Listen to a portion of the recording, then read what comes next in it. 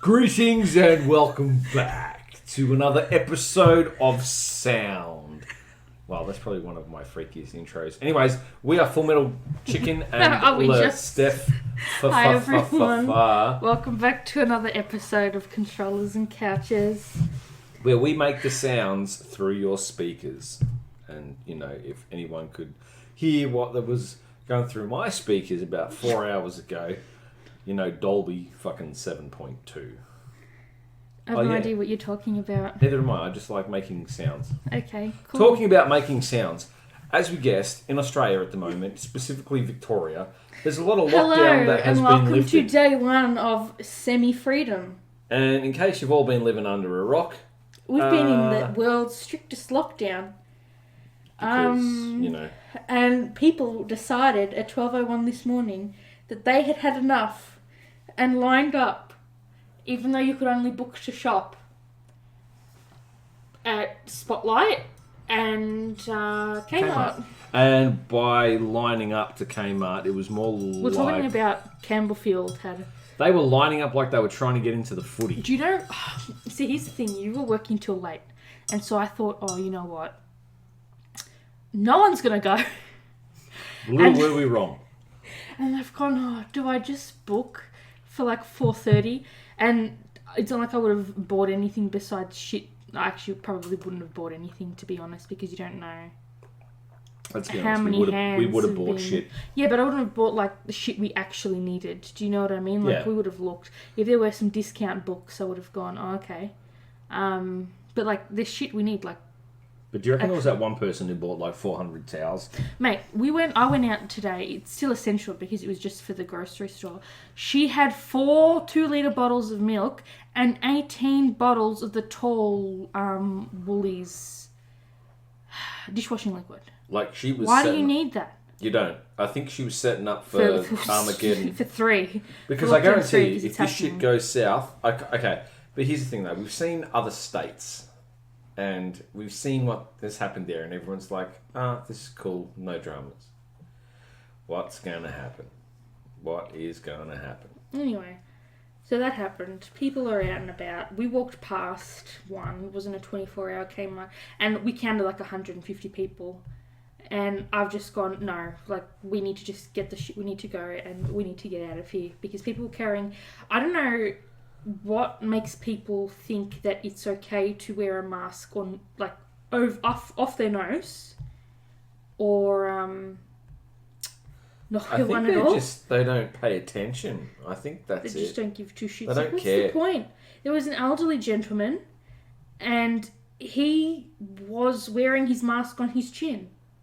What's the whole point, sir? Like, you're one of the biggest at-risk age groups. Yeah.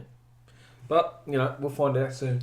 And people are full on fucking taking advantage because I was trying to get some cloth masks to alternate them for work for you and for when I inevitably go back to work.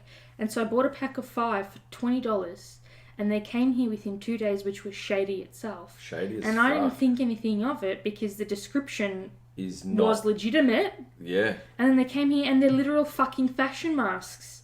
And you can't claim to have you can't put a claim in to get your money back for this seller for at least another week. Because, you know, we will happily send it back to them. It's not even worth the poor postman having to deal with it, to put it back in Australia Post. It's bullshit. It was a literal freaking scam. I could have given it to... It's, like, really subpar quality. It's just... It's a fashion... Where's the pack? Where did you put it? It's a fashion mask. It's horrible. Nowhere in the... I checked it and I screenshot the description in case I need that evidence later. Yeah. To tell eBay this is not on. Yep. If it was... Look, even if it was $8, you can't... But if it was, the fact is, how many people are buying those? Heaps. Thinking that they're legitimate. Yeah, because that's what the description is. Because we went out today and I checked and no one had masks. No. It was fucking weird. Some people, like, there was a group of guys walking past us. And I don't want to just get surgical masks because I feel like that's such a waste. I would rather just pay like $10 for a mask, get, you know, up to 10 of them and just rotate them out because I've decided that I'm just not going to be in public without a mask anymore. So it's going to be interesting. Very interesting, but it'll be interesting to see what happens next year. Because we're almost there. It's almost 2021. I'm telling you, these morons are going to put us in a third lockdown. Yep. And it's, people just... Idiots. But all this stuff is going on, and then there are obviously, issues afoot where, people are rioting. So, what do we do? What do we do? Life is weird. And I don't think anyone knows what's going on. Like, I went out to the shops. Again, it was essential. It wasn't like it was out for fun. And we were just getting shit, and I was at one side of the store, you were at the other.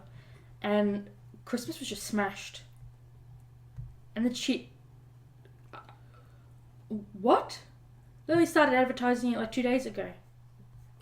People are grabbing shit that they don't even need. And they are going mental. But I don't know. I don't know what to tell you. So... But people want to get out and do stuff. They don't want to be stuck inside anymore. People are just fed up. And that's, I think, what they looked at and went, okay, we've got people who are protesting, people who are going to start getting... They just want to go out and fucking shop. But also they looked at it and went, oh, okay, well... Money. The government is paying people to stay at home. Now this gives them a chance to get back and get to work so they can stop spending money and just... I think the government's getting to the point where, okay, you guys want to go out? Yeah, here you go. Okay, fine then. Go. Go mental. Go nuts. Get crazy. Yeah. Get wild. Let's party. Anyway. And I mean, everyone was pretty upset that the AFL Grand Final this year... Oh my God. Not held in... I watched that. It was the shittest match I ever did. I remember I could go back and I could play the audio, to be honest. But... Bad grand final. And I've got a few friends who are Richmond supporters, so obviously I'm giving them shit. And I'm like, it didn't happen in, In Melbourne, it doesn't count. Doesn't count. It was, honestly, I don't know what to tell you. They're getting very angry. But it's more just, I haven't really been paying attention to football this year. I've just been worrying about other stuff. So. Like living. And, I think, essentially, we can all agree that the key thing that I've, focused on and bitched and complained about all year is Call of Duty. That's all I've been doing. Well, the game's going to come out in like 2 and a bit weeks. Console... we were out today and you had to pick up a pre-order that EB... Completely fucking forgot about that. They've been sitting on your money for literally 7 months. Yeah. And they're like, don't know what to tell you. And you're like, item or refund? Yeah. Like item or refund. I've been waiting for fucking and it's not, ever. And this has been sitting there for months to the point where they've had this before COVID lockdown. And I'm like, come on. So, and they're like, oh, we don't, and don't fucking make your customers wait, you fucking moron. This is why they're going broke, and they're so rude. And it's always the sexist fucking asshole that's there. And I remember him for 2 reasons. One, because when I went to get World War II, was it World War? Well, not. It was World War, wasn't it? Yeah, it was World War II. World War II. That's the one. He gave me the PS4, and even though we pre-ordered for the Xbox, which is no big fucking deal, but then he accused me of fucking stealing. And I was like, look, I don't care. You can have it. I just need, process whatever refund you need to do. I ordered the Xbox. And then... Remember when we had to ask for the battery packs? Yeah. And then he acted like he had no fucking idea what I was talking about? And then you said it, and you brought up I brought it up to you because you were like, are you sure? I'm like, you don't understand. I distinctly remember these existed. He was a bit dumb. So I brought up the listing, and then he was like, oh, yeah, I didn't know that's what you were talking about. And also, too, just people coming up asking about... the consoles, because they want to get them for their kids, and they're like, oh, we can do it now in store. And it's like, good luck, because there were people that were up to do it, and they couldn't get it.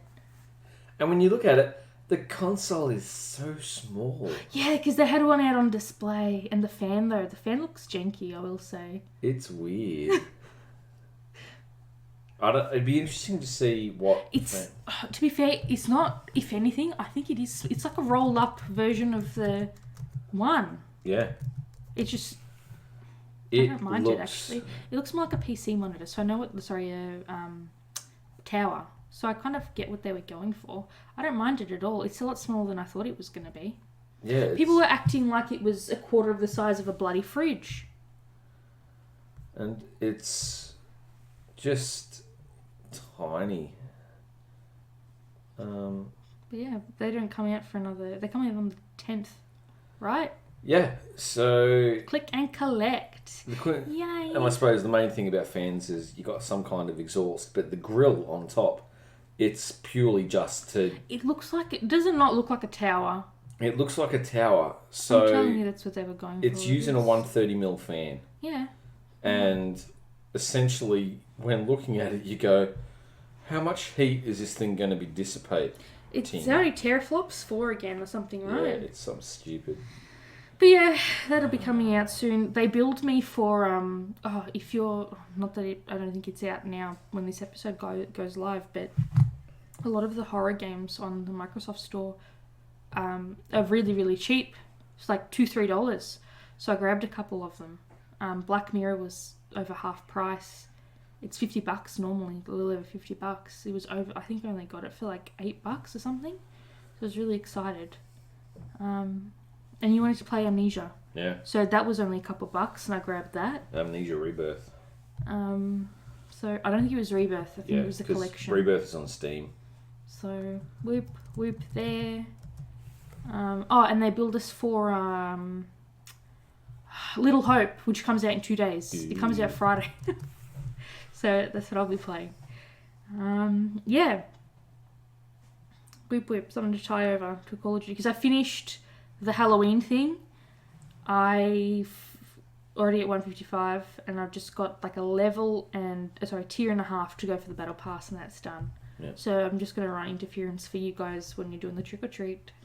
And also, just in case people were wondering, if you haven't played Amnesia, The Dark Descent, it literally is one of the best games.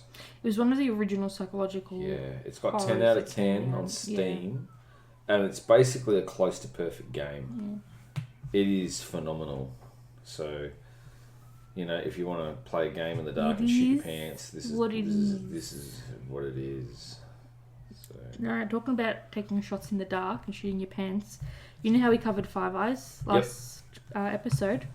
I found an article that said espionage in Australia is at higher levels right now than it was during the Cold War. Oh, hell yeah. So I was a little bit like, oh, these things you wouldn't necessarily think. So apparently there are more foreign spies and proxies operating against Australian interests than at the height of the Cold War, says Australian Security Intelligence Organisation Chief Michael Burgess. And that diaspora groups living in Australia are being monitored and harassed by foreign governments. And they're targeting exiles and Hong Kong enrolled students. And this is the thing, a lot of students get targeted by nationals as well. So you can't even stay in your own country. No. You die here of COVID. You go over, depending on where you go, you'll die there of something else. The world isn't a safe place. And you know what? I bet you the world wasn't safe 50, 60, 70 years ago. It's just the fact that it's a lot easier to find out information now. Yeah. And it happens a lot more frequently now than it did then. But it's almost like a case of you try and escape some kind of hardship, but then you're targeted by something else. It's I mean, they're coming here to... They're life. Risking everything that they have, that their family may have, to come here to do better for themselves, to get an education that the country cannot provide for them right now. So they're paying money for something they aren't going to get because of COVID restrictions. And they just want to do better for themselves and their family. But, that's illegal. Let's target them. And... essentially, if we, go around the whole espionage topic, And, obviously Cold War was the big Time thing. to be alive. And in case you didn't know for the people who are unfamiliar with what the Cold War was, it was essentially the United States against Russia or the versus Soviet Union. The USSR. Just play Black Ops. Yeah, just play Black Ops. Cold War. It's coming out, bro. It's coming out 2 weeks. Obviously, Hoover and the FBI, Edgar Hoover, yeah. So, and obviously, the main purpose of espionage, as we like to speak. You want to send in one man to get some recon and some intelligence, plant some shit, to get the information from their words, their and primarily what you want information on is your military and intel, technical capabilities, and how much of a threat. And then you can even go as far if you've played GoldenEye and a lot of the James Bond games. Essentially, what you're going to do is imagine if people can't go watch James Bond on Boxing Day. Well, here's the thing. What will people do? They're planning on releasing movies straight onto streaming platforms. So a lot of there are a few I'd like to see straight out. Yeah. But I don't even know what is out. Does that make sense? Yeah. So now they want to... They made a Craft Legacy movie. Ooh. I don't know if it's out yet. Actually, no, it came out yesterday, I want to say. Because it was premiering in India. So, yeah, it is what it is. So, there's tons of movies, but I don't know what's happening. Not that I would even go. I'm just saying, in terms of... Boxing Day is a big movie day in Australia. Talking about big things happening... a judge has released 400 and something pages of Ghislaine Maxwell's testimony from a civil lawsuit by one of her accusers. And that makes a public record. And it is her alleged story about what she's admitted to or didn't admit to. Oh, she's trying to get against out of it. Jeffrey Epstein. Apparently, on Monday, the Second US Circuit Court of Appeals ordered the unsealing of Maxwell's 2016 deposition from a now settled defamation suit filed by Virginia Roberts, I think her name is Jeef, I can't even remember, who claims that Maxwell and Epstein trafficked her to powerful men for years. So yeah, it's like 400 and something pages. I think I'm only on page 50. There's a lot. So it's one of those things that you read what they say and you're like, that is, I can't think about this right now. Yeah, no, it's a bit. It's shit. A lot. So yes, I wonder if they did that because of everything with her case going on right now and it was necessary. If they did it to harm her and her case more or not, I don't know. Possibly. I wouldn't put it past them. Because I feel like no one would stand by, in his network. I don't feel like people would stand for them. I think everyone are distancing themselves from it, to be honest, so they don't want to get involved. Talking about distancing, have you heard the new fake Melania shit? Alright, so the other day, he was out and about with what was supposed to be... the alleged Melania on the south lawn of the White House. Now, I need to ask you a question. You know what Melania looks like, right? Oh, yes. Don't look at the article. I need you to look at my... Close your eyes for 5 seconds so I can turn my computer on. Closing my eyes. All right, This woman on the left, that's Melania. Right? Do you recognise her as Melania Trump? Yes. Is that woman Melania Trump on the right? Yes. Do you think that's Melania Trump? It looks like it. That is not Melania Trump. You know that why? ain't her. You know why? Because the glasses, one hides the eyes, but the nose and the angle. No. So you look at the angle, it's different. Okay. It could pass. Okay. So what I'm saying is, it could pass as the same person. Look at the teeth.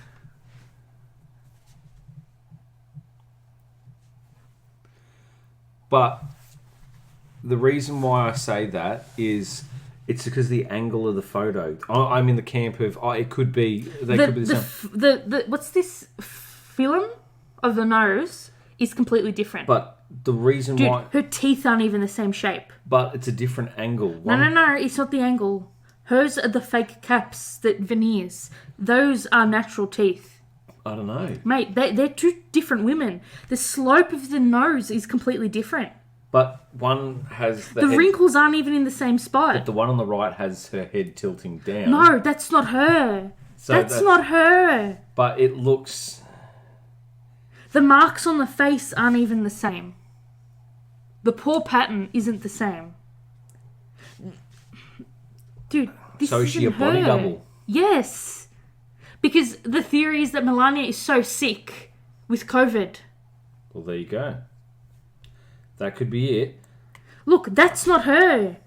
She'd never do that, dude. That's not her. That's not even her hair colour. That's not even her hair length.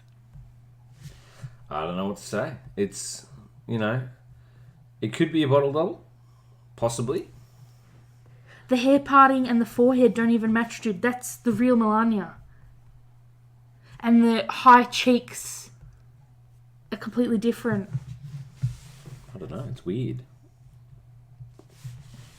Very strange. The height is completely different because she's slightly taller than Donald. And this woman's centimetres upon centimetres shorter. It's not her. That's all I'm going to say. So someone stepped in from a distance to... They got a body double because allegedly she's really badly sick with COVID. So what happens if the first lady passes away from COVID? Maybe she's dead. This is me talking mad shit. This isn't real. And the Americans can't do anything to me because I'm an Australian citizen who's never left the country. Yeah, we are literally,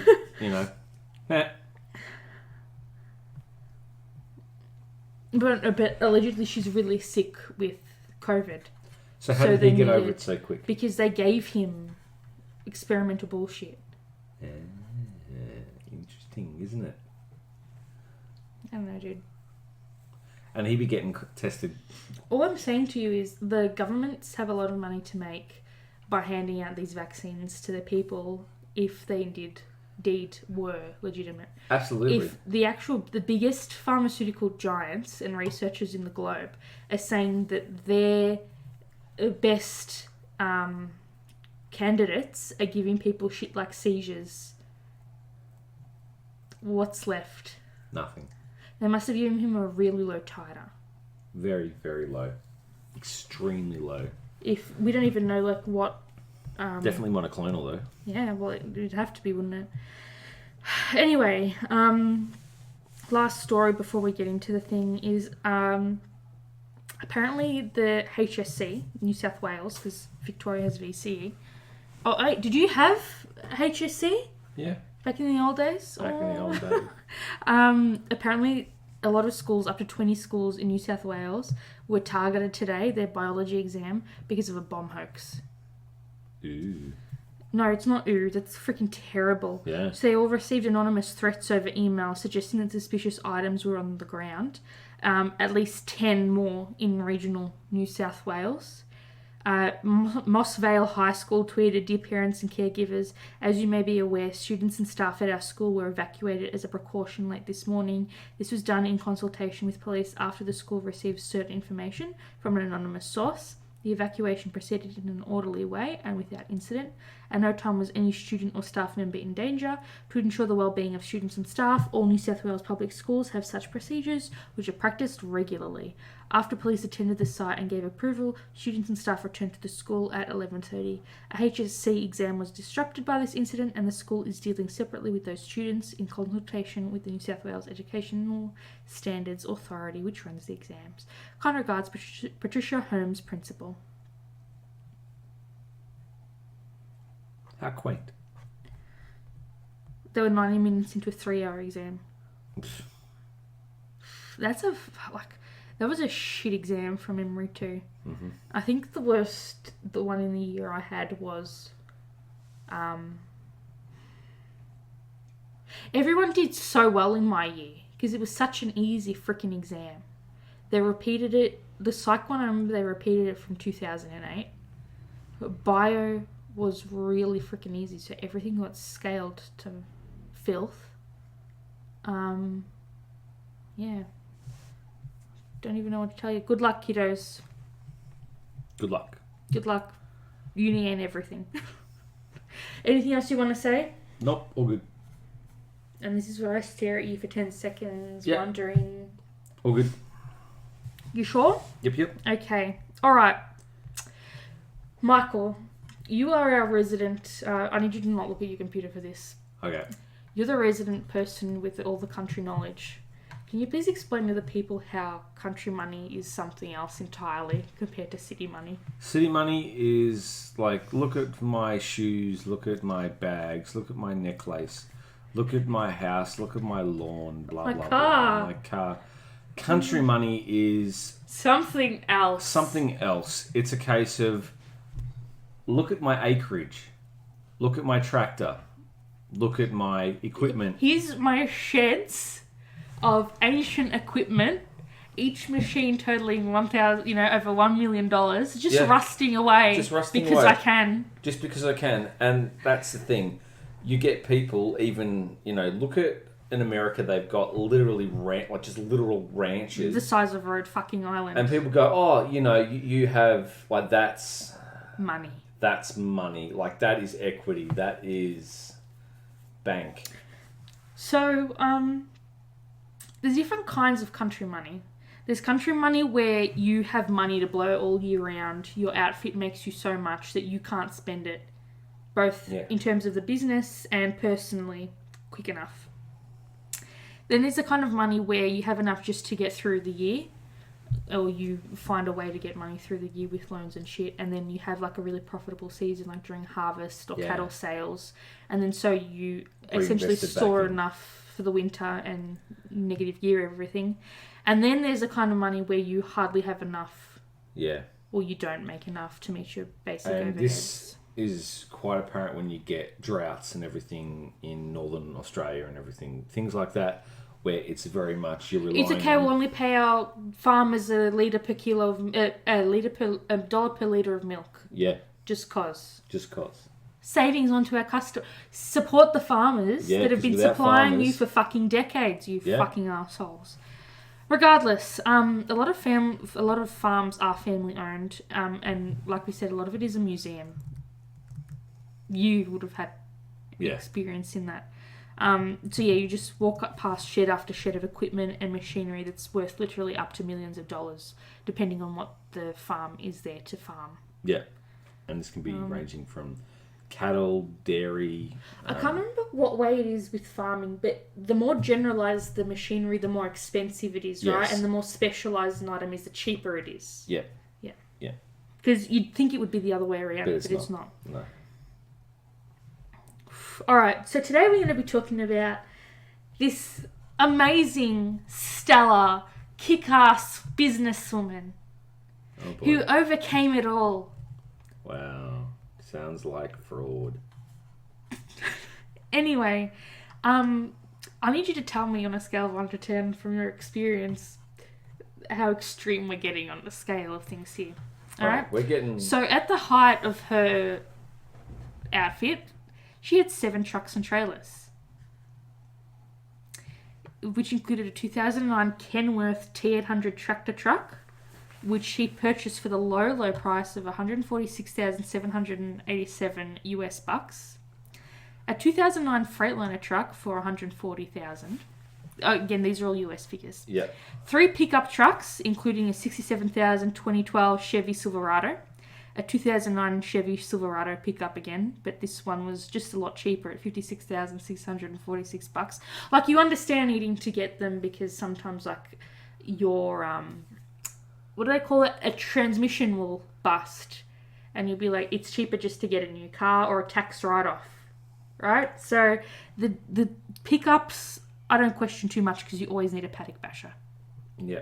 And depending on how big your outfit is, you might need to get more cars for the hands.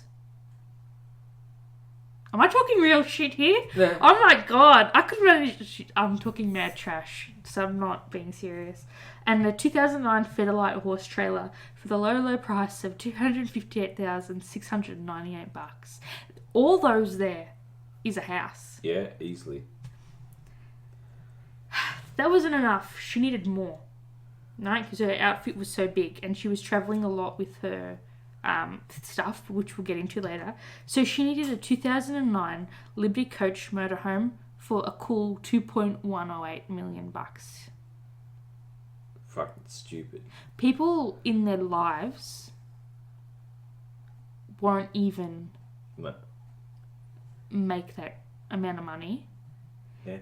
Or even walk through a home, an actual physical home, worth $2.1 million. And here it is, a car. Crazy. A vehicle for the road, an RV. She also had a Ford Thunderbird convertible. And she estimated that her operation spent about $450,000 a year. She spent about $600,000 a year on online credit card payments. And this is the kicker, literally, nearly 300 horses. Shit. To me, that's a lot of horses. That is a lot of horses. That is a lot of horses. So she was very much into... her gig was quarter horses. And if you don't know what quarter horses are, oof! There is money to be right. You know rodeos? Yeah. Those horses are quarter horses. Yeah. They're the one... What are the three things? They get him to do the cow and the sheep wrangling. That's the one. I did wrangling. This. They get him to do the barrels. Yeah. And it's like, they're the horses that are short distance, really fast, really strong. Yeah. They're tanks. Well, actually, no. Clydesdales are tanks. Clydesdales are tanks, but Clydesdales are like working horses. Yeah.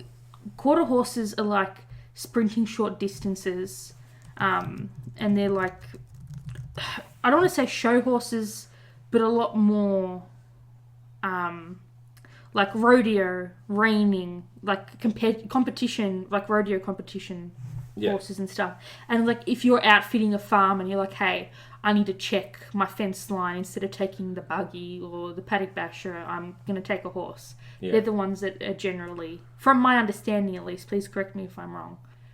So I'd understand that max you need like 5, like 1 per hand. Yep. What the fuck are you doing with like fucking 300 horses? I don't know. It seems a bit weird.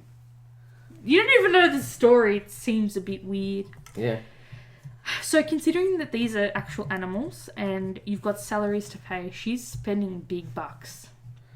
Big fucking money. And what's more is she would travel a lot because, again, she was raising and breeding rodeo horses. So where do you go? You have to go where the rodeo goes, right? Yeah. And you have to tour. So you have to get expensive equipment to transport you and your animals around the country.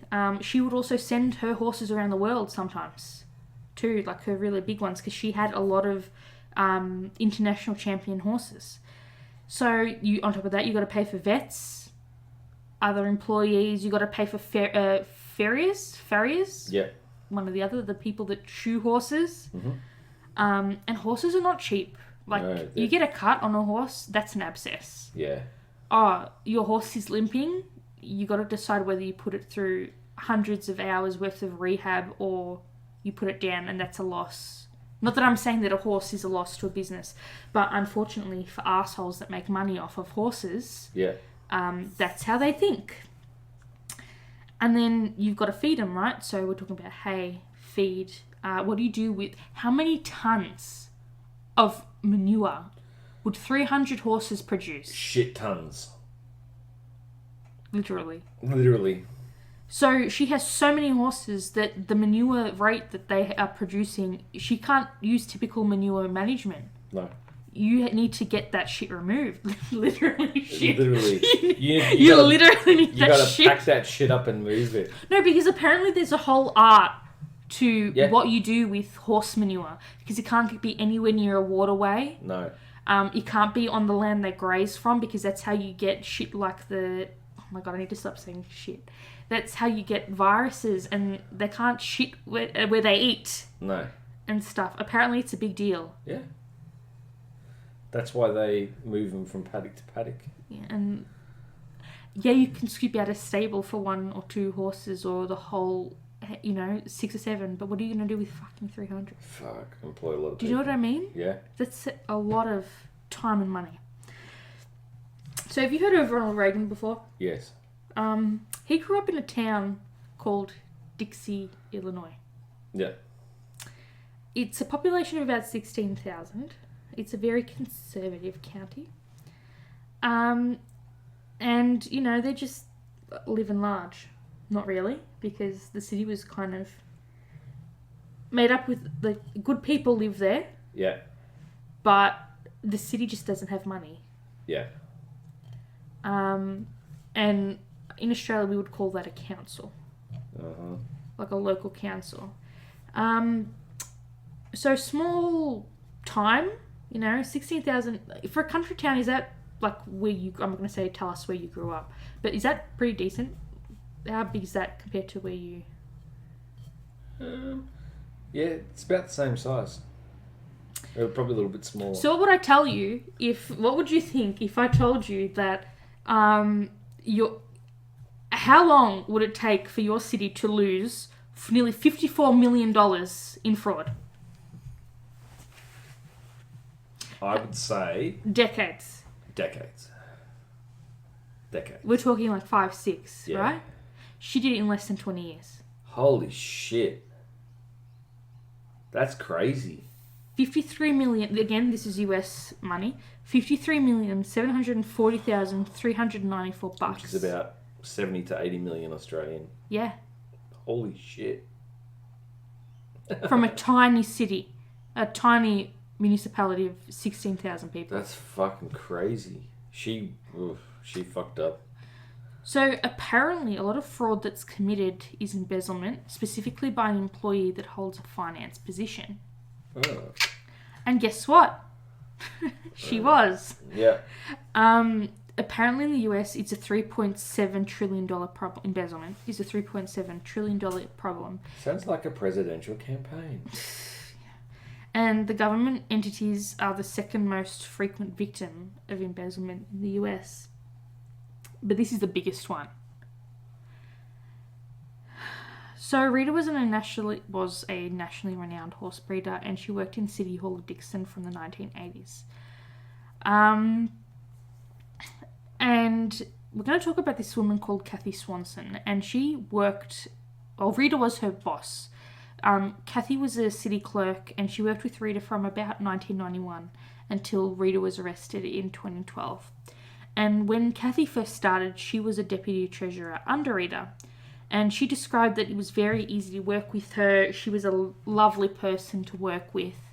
If anyone one of the first things she said to all of her new employees or the city's new employees was, if you make an error, it's okay. Don't worry about it. Just come to me with it. We can fix it. It's no big deal. Nothing is too much of a hard task. Don't stress. It's always going to be corrected. And in October when you have horses and you travel a lot with them because you compete, rodeos make a fuck ton of money if you go to the right ones. It sucks for the people who were the cowboys. Yeah. Or cowgirls doing the actual, because they get fucking gypped. Here's a buckle. Yeah.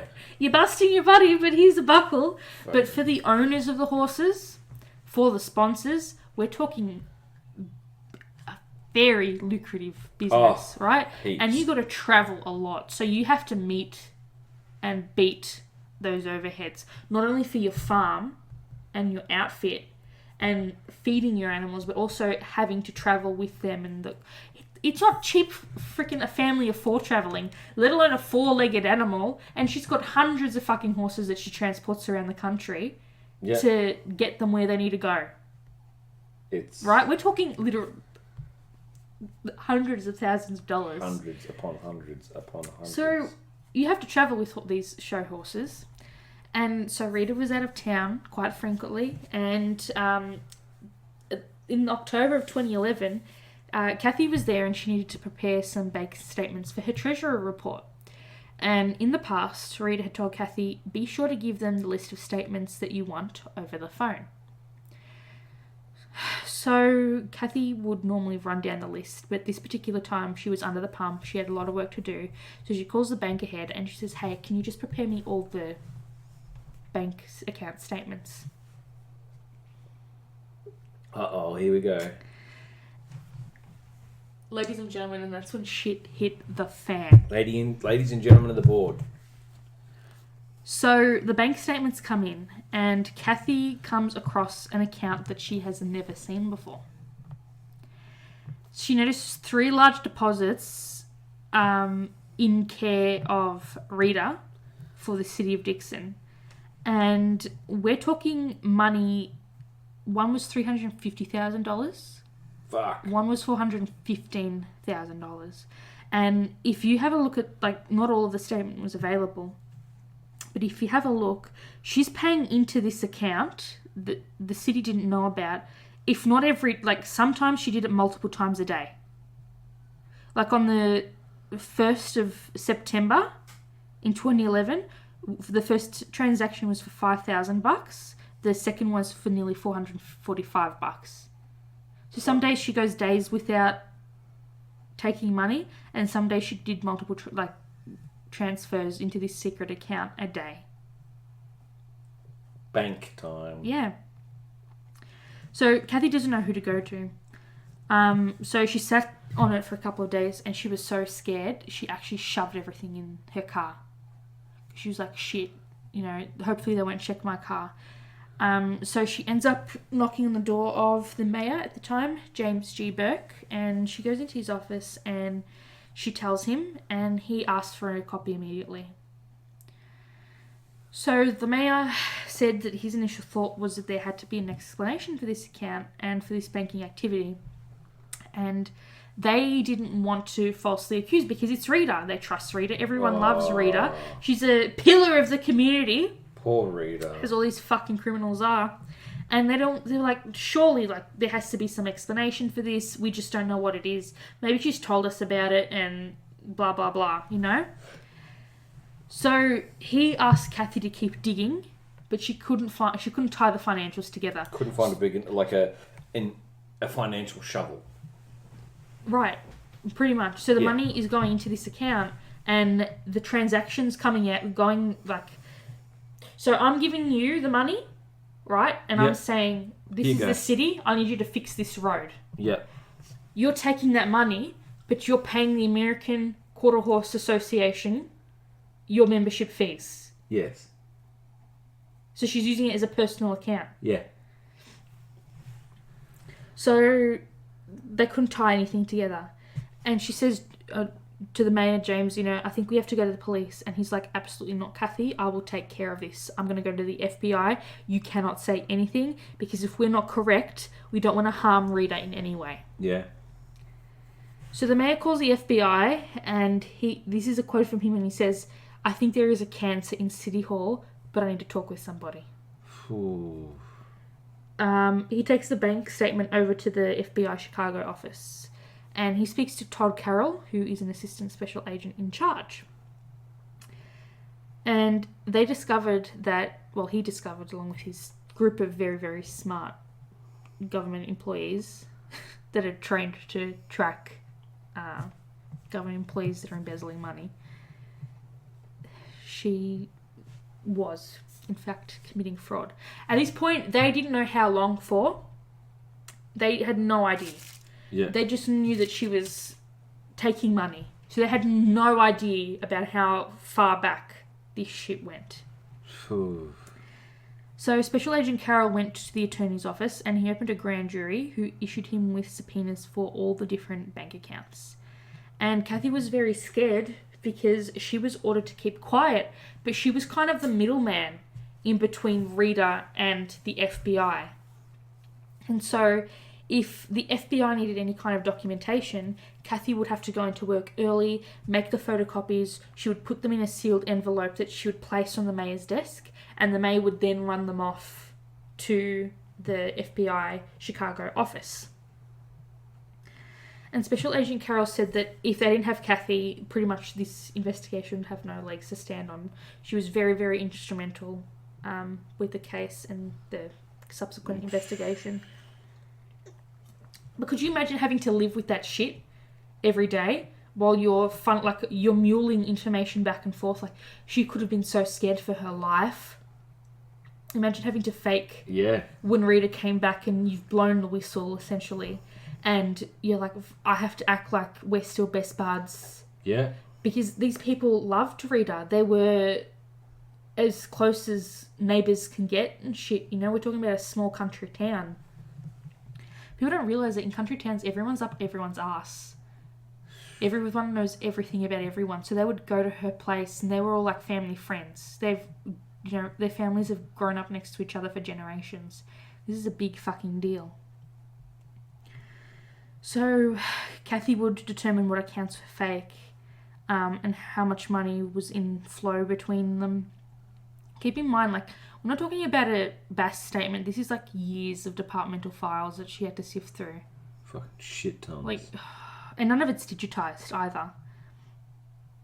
So anyway, the FBI needed a specific file from 2008. So Kathy did what she would normally do, and she would pull the file.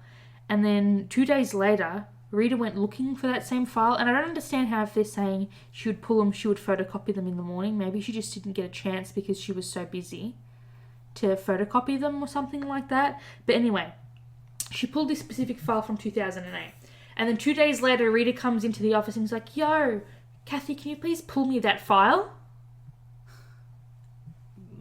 And Kathy's like, "Fuck!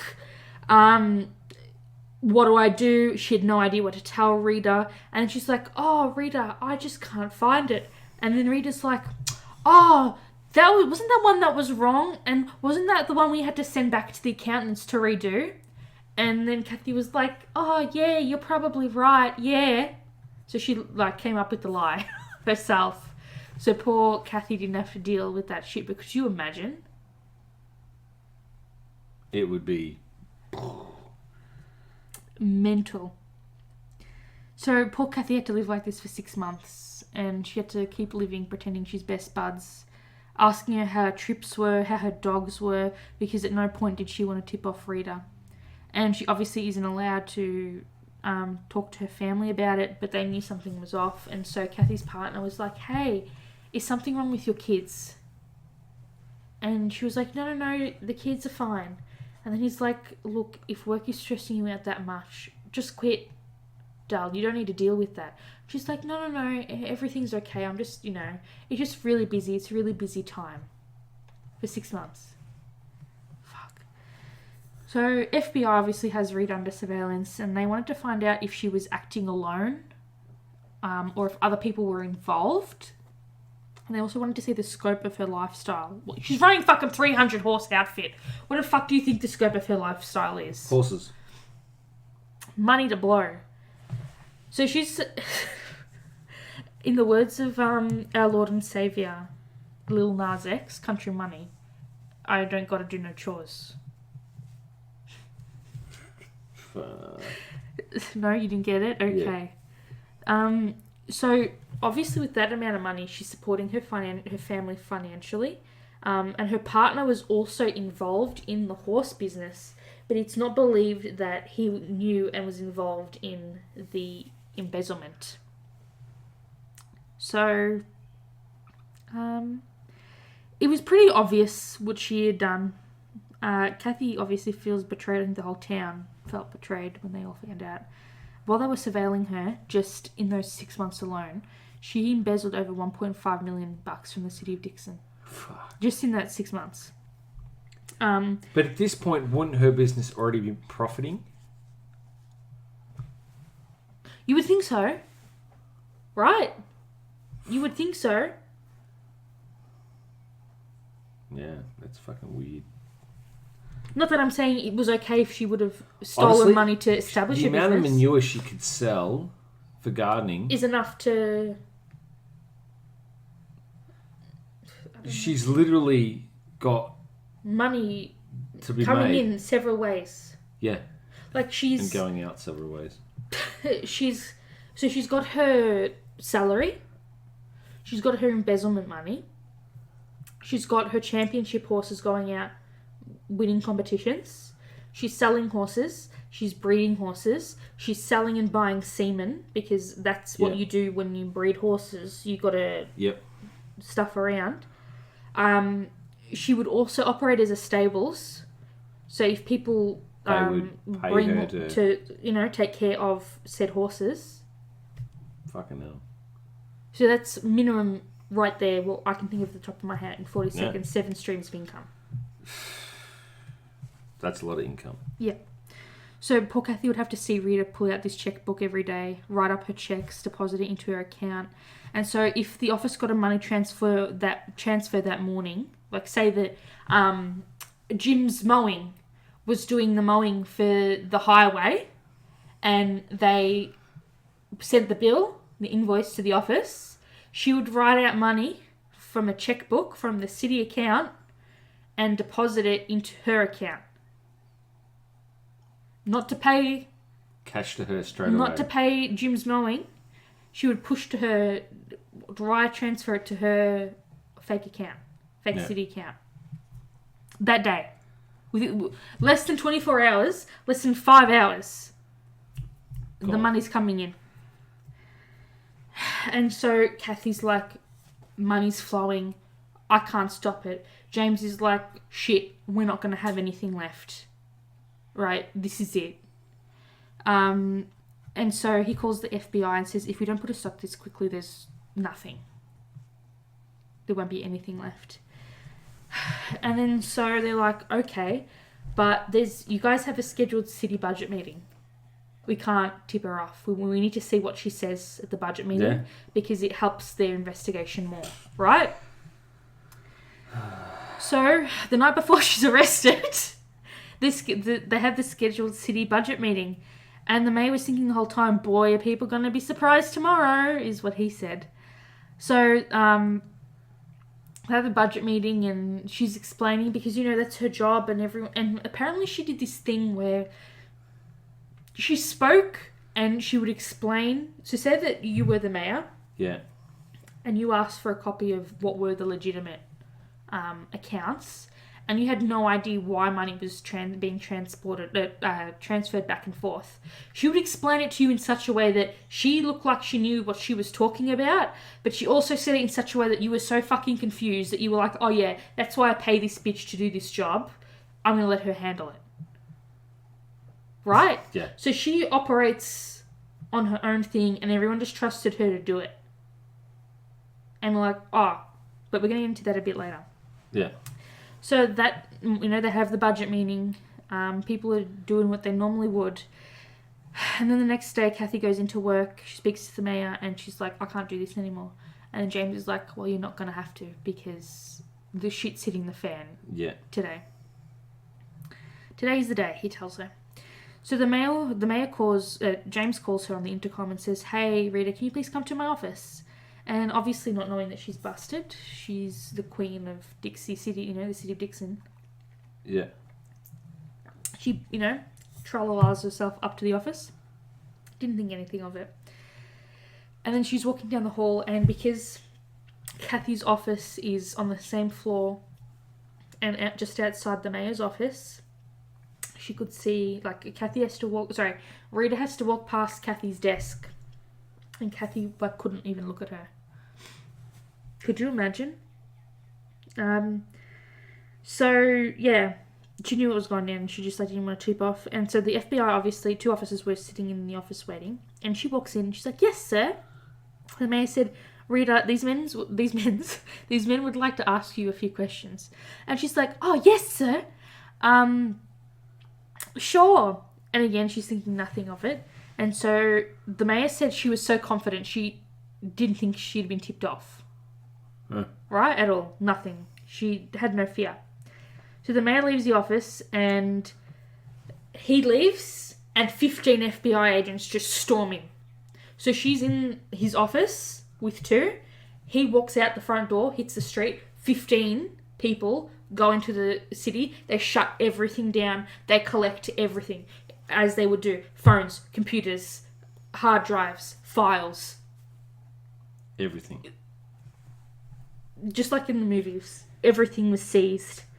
They call the marshals because obviously there's a fuck ton of... Yeah. American law is a lot different to Australian law. And they have a lot of more separation of powers, I feel like, than Australia does. Yeah. But they had to have marshals there because of the amount of seizures that... Seizures? That's the right word. That were taking place. So they completely sealed off the office. She was read her Miranda rights and asked if she wanted to talk. And apparently she did talk in there for about 90 minutes. During this interview, she was very cooperative, and James said that she was singing like a canary. Yeah. And this bitch estimated that she had only taken around $10 million. Oh. She didn't even understand The scope. of how much she had taken. Yeah. Because she gave a partial confession, it locked her statement in. She was surprised and overwhelmed, and obviously 20 years of her life is crashing around her. So they cuff her, they take her out of the office. They obviously have the search warrants for her properties. Turns out she had 2 homes. Oh. She had the Dixon house and farm that she owned, and her boyfriend, her partner, lived in Florida. Except he lived in her house, and no one knew that she had this massive, sprawling property in Florida either. Yeah. Until the FBI did all their digging. So when she would say, "Oh, I'm going to catch up with my partner," she made it sound as though she was living, like staying at her partner's mother's house, when in fact they were living in her house. Not that there's a problem with that, but then that leads the FBI and the other authorities to think, how much have they profited? Are they also involved in her embezzlement scheme? Ooh. Dude, if people gave me $54 million today, I couldn't even think of how to spend You'd it. be like, what the fuck? What do I do with this? Financial advisor. You'd go speak a financial advisor and go, okay, what do we do with it? I'd buy a house first thing tomorrow. Oh, no, you'd... After I get it tested and So the house checked out. You'd sit on it, you'd speak to a financial advisor and you go... Well, I'm not saying I'd get a multi-million-dollar house. I'm saying I'd just get a But like what you normal do house, is you go, okay, suburban well, house. this amount of cash, go speak with a financial advisor first and go... But how much money do you have to be fucking stealing and making that you can't comprehend? You don't know how much you've stolen. Because essentially, say if you inherited $50 million and you set it up right, like we're talking the Your opposite kids of what could you live on interest for the rest of their lives. You would set up a safety net. Like you would put it up in a sense of investments and that. So you put a small portion in investments. So, you know, Stonks. volatile stonks and... Or high interest security accounts that you just don't access. So you just leave it there and the interest literally feeds back in and just keeps... Going and going and going. Yeah. So she had money. She had houses. So they're searching her house, like the farm in Dixon, and they found a crawl space in the basement filled with boxes. And this daft bitch, she kept a record of every single cent that she stole. So the city didn't have paperwork going back the 20 years. But she did. But she did. Wow.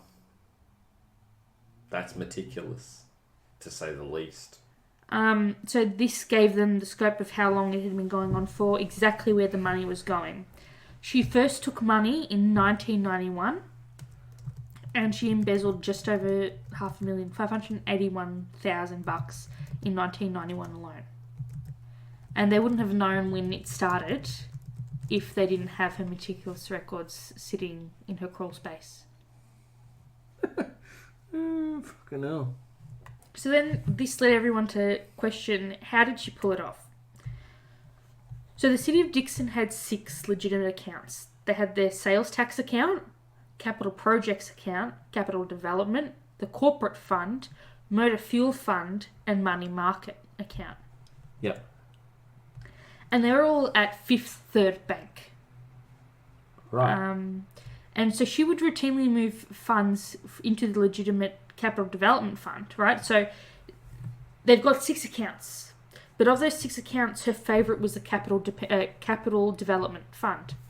And so she would beef that up. She would transfer money into the capital development fund, and then she set up her account, the secret 7th quote-unquote city account that no one knew about, and she created phony invoices in the beginning to justify payment to this 7 account.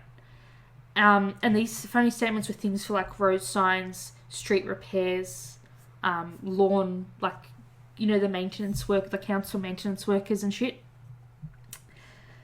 And so she began transferring money from the city's capital development account into this secret account.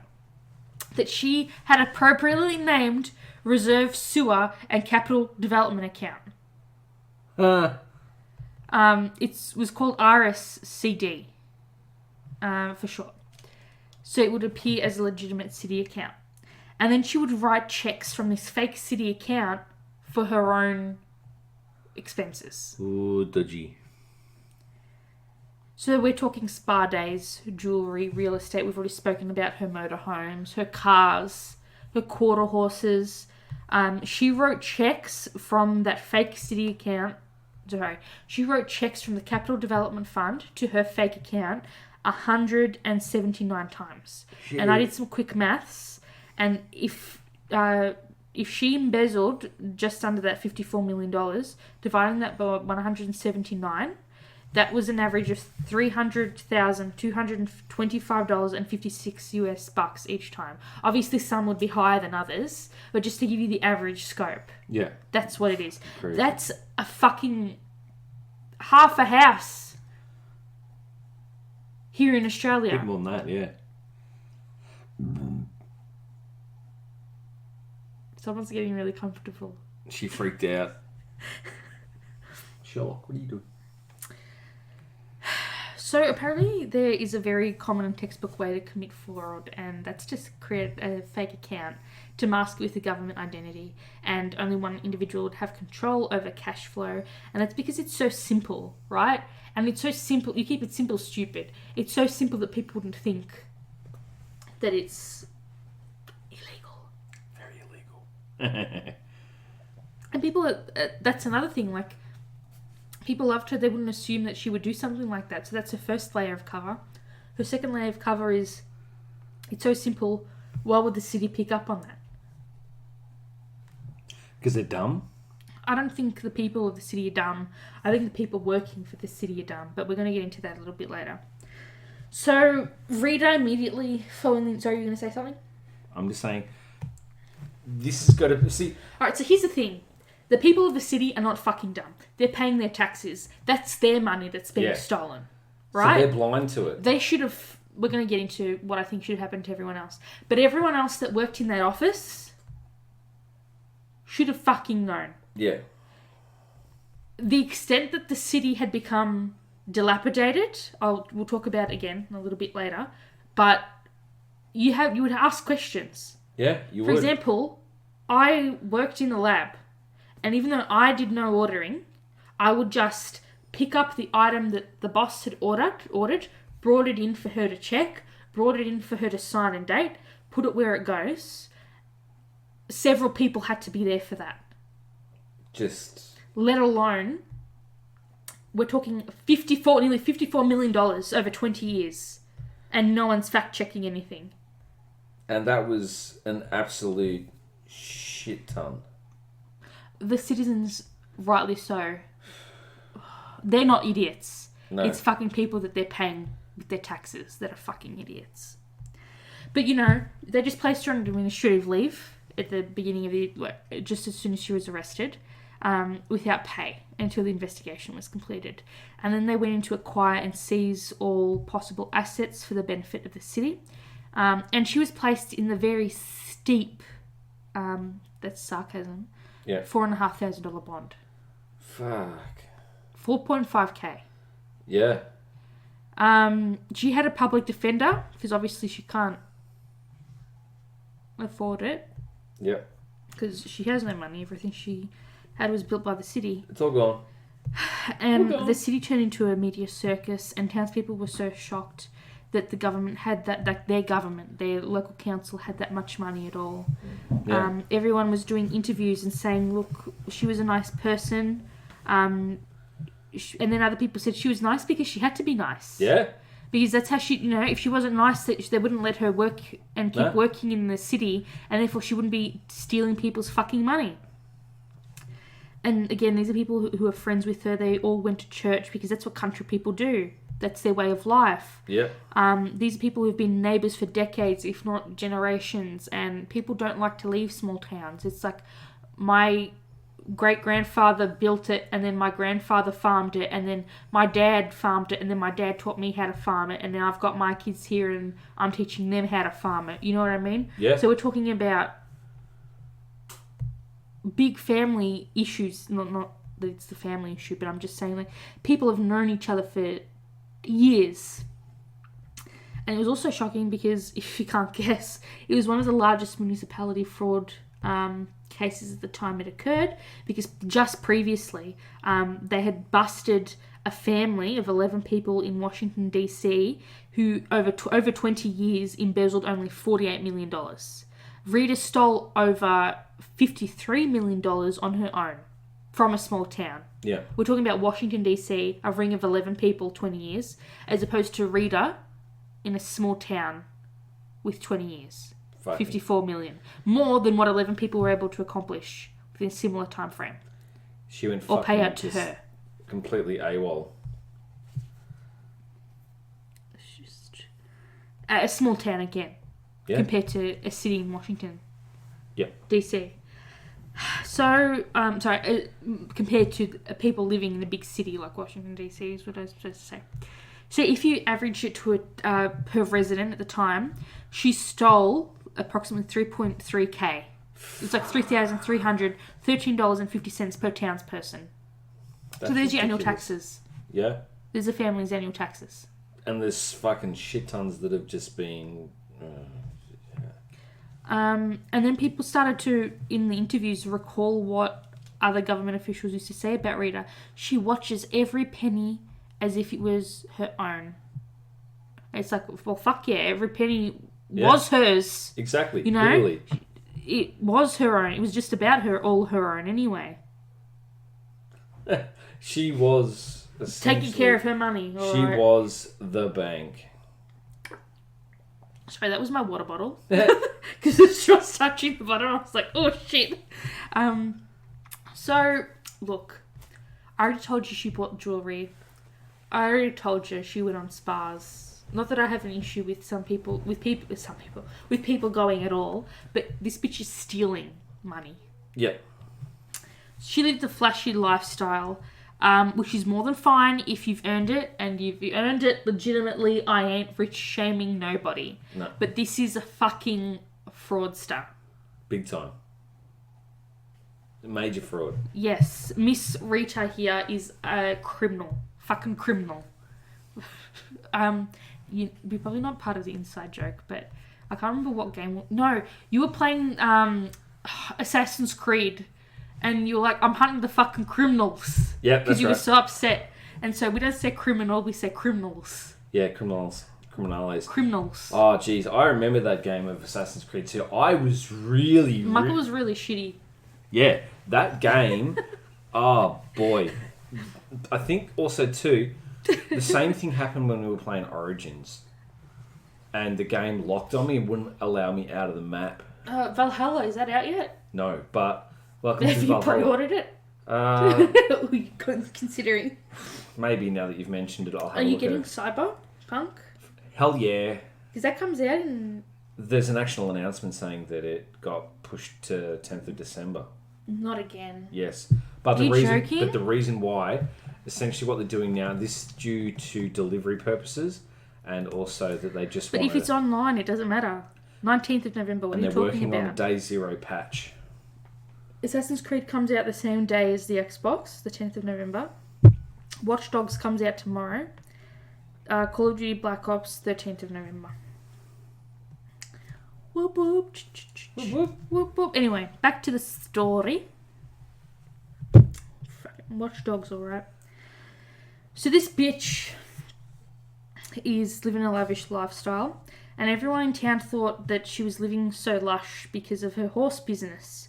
So papers would print stories when she acquired national champ horses, when she won events, when she was selling horses for like $200,000 or $300,000. Because these are they're beautiful animals, but there's also money to be made. Fucking shit. That's what people don't realise, because you're spending so much money on the horse, you need to recoup that plus your what's the word? Your profit. Profiteering. So you got to make money somehow. And the Sorry, I hate how I fucking do that. So she was making bank. And one of the neighbours, right, they used to drive past the farm. And they would look at her horses and he would say to his wife, who has that many horses? You know, like, is she a queen? Potentially. And her outfit was huge. We're talking 300 horse. Every horse needs its own place to stay. Like, her sheds alone look bigger than... Her shed... You know the Raise Outdoors Distribution Centre? Near Craigieburn? It was bigger than that.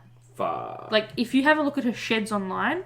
Rita Crundwell farm. Because trucks have to come in and out, you know. It's look at these, just like long, like half a kilometre long.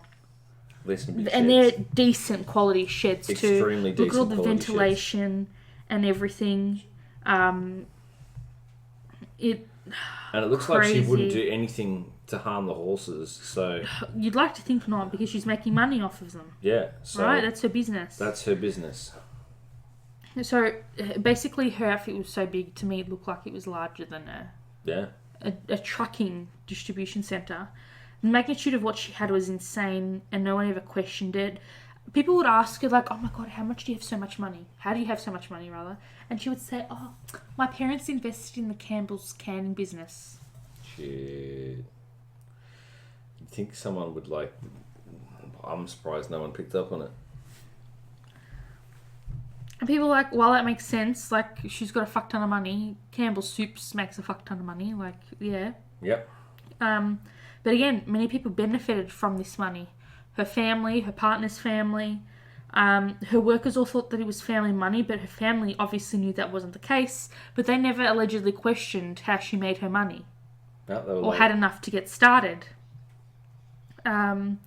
So people Dude, can I just read the names of some of her horses? And you tell me how fucked you think this is. I'm Money too. She Scores. Oh. Pack and Jewels. Oh, no. Me, Myself and I. Jewellery by Tiffany. Careful who you invite. Ain't I a natural? This one's my fucking personal favourite. I found a penny. Oh. Potential fortune. Have faith in money. And sum for me, as in sum of money. S-U-M. Shit. And so this breaks, and people are psychoanalyzing the name she gave to the horses, and they're like, fuck, is this subconscious thing that she was thinking, or was it ironic? Like, was it a deliberate kick in the townspeople's teeth? I think it was. Sure fucking sounds like it. And we're talking, again, like, world championship horses. There's money to blow, in the words of Lil Wayne. Yeah. So... there's footage of her crying when her horses have won because she's so proud and she's so happy. Her favourite was her mare, She Scores. She presented herself as very polished, and this bitch had so much fucking money, so she would lead one horse out, and you know how you have to be, like, dressed to fucking impress? She'd have one stunning outfit, walk out with one horse, because you know how the owner has to lead the horse out? Yeah. Go out, change, while her horse does its shit, and then she would lead in the next horse. She had those outfits cost thousands upon thousands of dollars, right? She would have new everything, and she'd walk out horse after horse with new outfits. Fuck. So she would tell people that, you know, this was her partner's money, and they believed her. People were in awe of her custom-ordered trailer. So it was fucked. And then so people are like, okay, so why is she doing this? And according to research, most embezzlers appear to be motivated by a desire to live a lavish life, rather than driven by financial hardship. So it's not the fact that, and she didn't anyway, like her family, while they weren't well off, they made by, right? They got by. And so it's not that she did this because she lived in such hardship as a child. It was because she just wanted to live lush. And there's no issue with having that.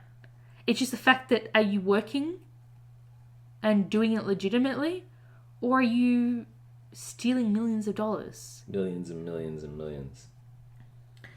So, they just were like, oh my God. Also, like, how is it okay also for a government official to take several months off a year? It's not. What are they doing? Exactly, like, and the fact that they didn't employ anyone even part-time while she was out, because she would have family do the work and pick up, like, we'll get into her roles a bit, Yeah. but she would have family, and, like, they wouldn't employ anyone to do what Rita did, because they just trusted that Rita would get it done. And also taking months and months off at a time isn't something most fraudsters would do, because it's believed, like, they would get scared that their scheme would be seen. You know what I mean? That they'd be exposed. So they don't like to take time off. But she was so confident that she could do what she did, that, you know, she would even invite people after council meetings. She would invite people to, like, they knew that if there was a council meeting, they knew that night they'd be eating good at Rita's. Because she would host barbecues, pool parties, cocktail parties, everything. It's fucking crazy. Yeah. And so most people say seeing someone's wealth like that when the city is falling apart should have been the first red flag. Yep. Absolutely. They're all, you know, in it together in a way at some point. Yeah. And then so this actually was very, this is what pissed off the City of Dixon, like the residents of the city, more than the actual crime itself. Apparently, so there's the City of Dixon, right? And 20 minutes, I checked it on the maps, on Google Maps. It's 19 minutes, sorry. It's called the City of Sterling. Sterling is in sterling silver. Yeah. 19 minutes to the west, if you go by car. And so they're reading about the City of Dixon's, like, debt in the mail. Like, sorry, in the newspapers. And they're like, oh my God, how is that happening? So, about 5 months before Kathy found the fake account, one of the treasurers actually wrote a letter to the City of Dixon. So, at the time, they had a population of 15,500 people, whereas Dixon had 15,800, so they have roughly the same amount. Sterling had an annual budget of $9 million, whereas Dixon had between 6 and 8. And so they're very similar, right? They're 20 minutes apart, similar budgets, similar population size.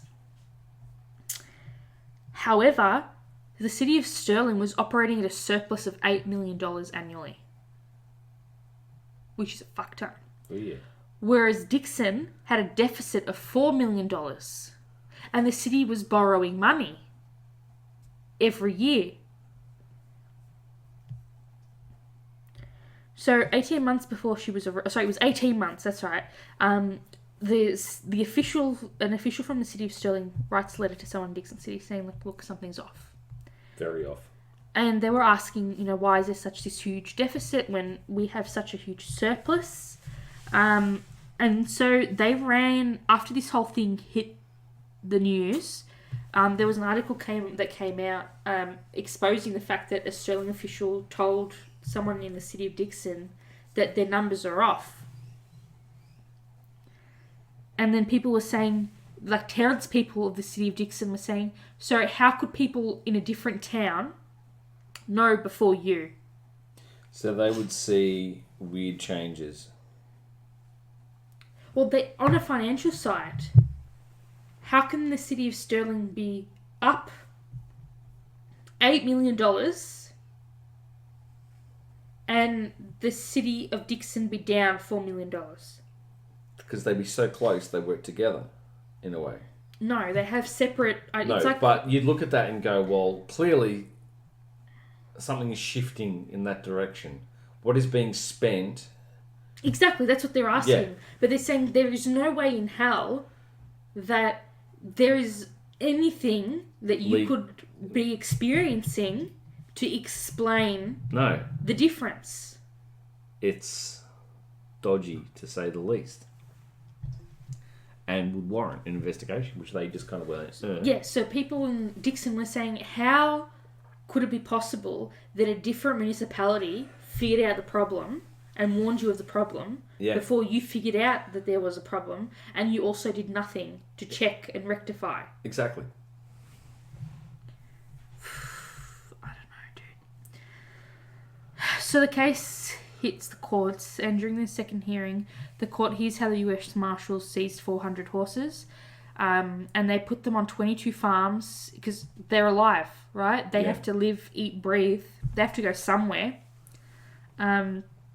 So they send them across 22 farms in 13 states and 17 judicial districts. And they wanted to sell all the assets before she pleaded guilty and before trial in case she wasn't convicted. Yeah. And again, horses are expensive. They require daily care. They eat a lot. They shit a lot. Yeah. Vet bills are high for a small animal, let alone a fucking horse. Yep. And, like,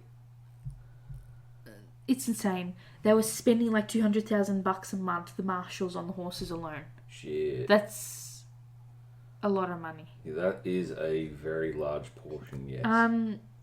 So then they were like clearing out her trophy room, and she wanted to keep all her trophies. And they were like, nah, sorry, princess, that ain't gonna fly with us. No. So it was a fucking fire sale.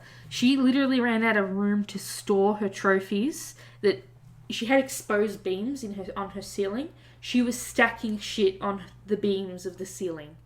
Yeah. She'd run out of room to store all her trophies. And obviously they're not going to get the money she embezzled back years upon years. Even if they did, what about the interest of that money? You know what I mean? By selling her herd.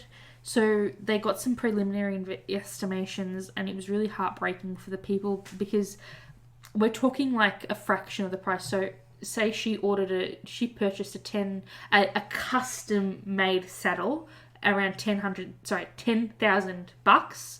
Yeah. They were able to sell it for just under $1,900. And you know what people would have done had they been there? They would have got it like $1,500. Bang, jump on eBay, sell it for $20. That's what people were doing. Yeah. Just apparently so many people went because it was held at her farm. Yeah. That's where the marshals and set up. Knew, and they said crazies came out of the woodwork. It was packed, and people just wanted a piece of the pie. And they would have all made money from it. Yeah, not for the city. Yeah. They just wanted to make their own. Yeah. Stuff. So they sold her custom trailer that she got for $2.1 million for $69,000, dude. So you know what that trailer would have been done? A museum somewhere. Yeah, done. Gone. Fake tails. I didn't know this, but apparently you can, just like girls have hair extensions, you can put fake tails on horses for shows, right? And there's obviously exactly like men might also, I shouldn't have said that. Anyone can get hair extensions, but apparently horses can also get hair extensions. And just like people's hair extensions, they have the synthetic and they have the natural as well.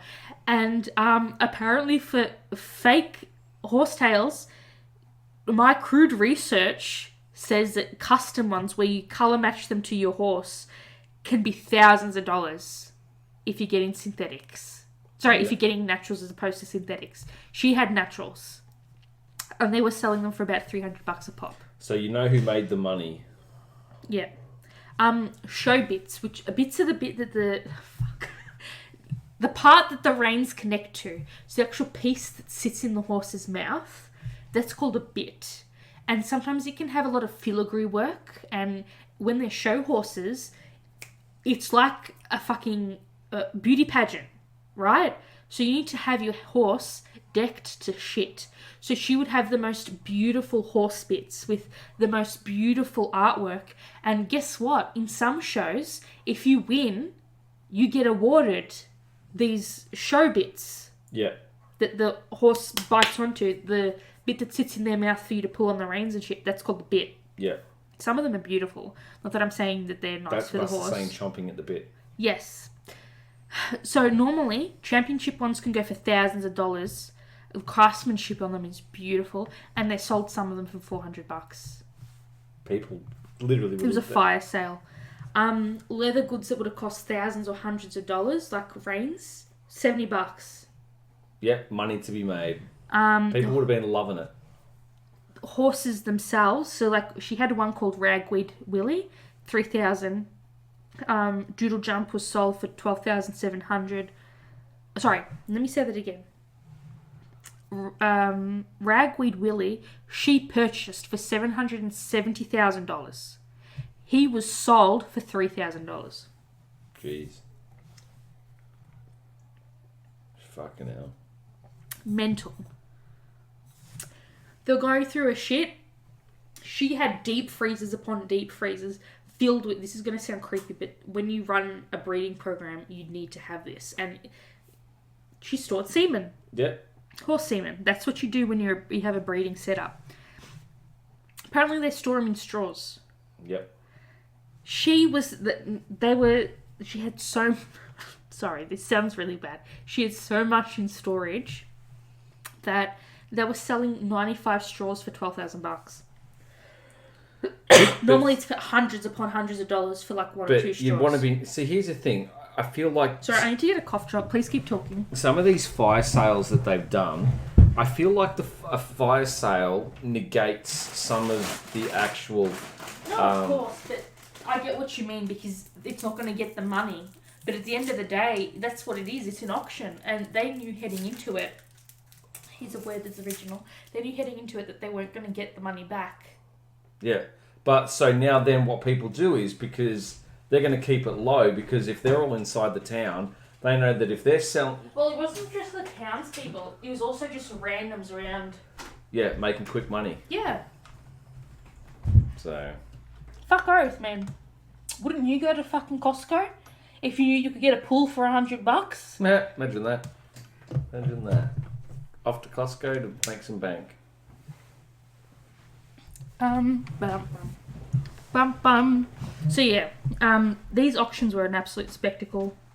They recouped around $7.4 million, which mathematically is just over 7% of the amount she embezzled. So the city knew they weren't going to get it back. But when you compare it to like how much you paid for the horses, for example, and how much they were sold for, it really makes you sick. And you just feel like really... There are other horses that I looked at.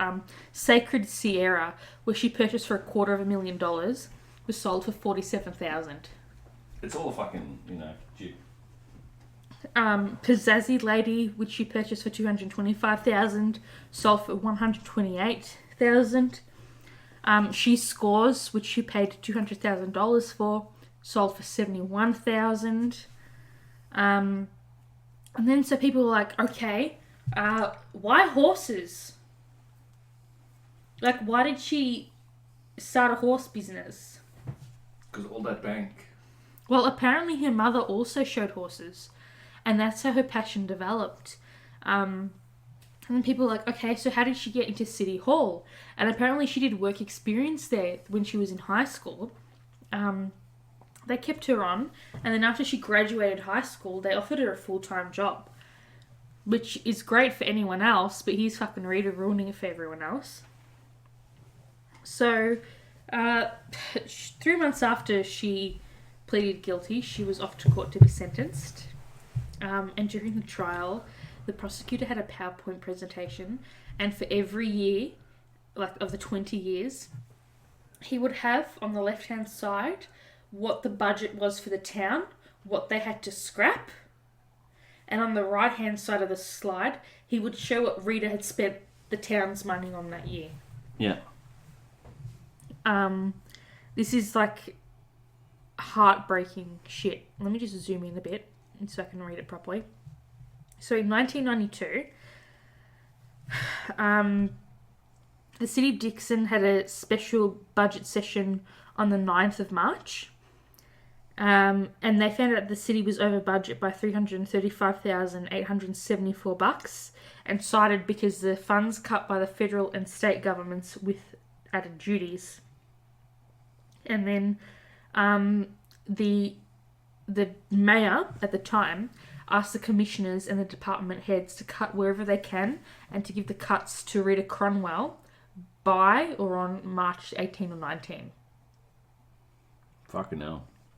Then they met a couple of weeks later on the 23rd of March when they had a special budget working session in 92.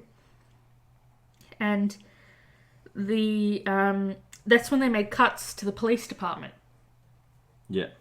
So they $2,500 for overtime, $300 for weapons, $1,000 for station equipment, $700 for HBV shots.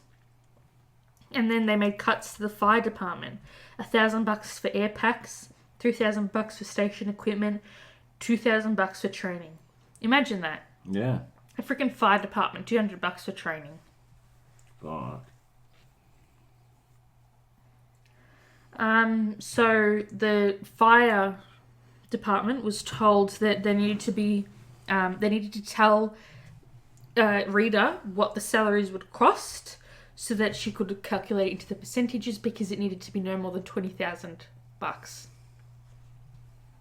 Wow. Yep. And then a week later, the police department had to make some more things. 1,500 for part-time. So they cut it down for part-timers. 1,500. $1,000 for a janitor. $114 for HPV shots. And they cut $40,614. Fuck. Just in that week alone, they were able to, sort it out from the meeting. So you want to know what Rita did with that money from 1992? She stole $6,562 bucks in April of 92.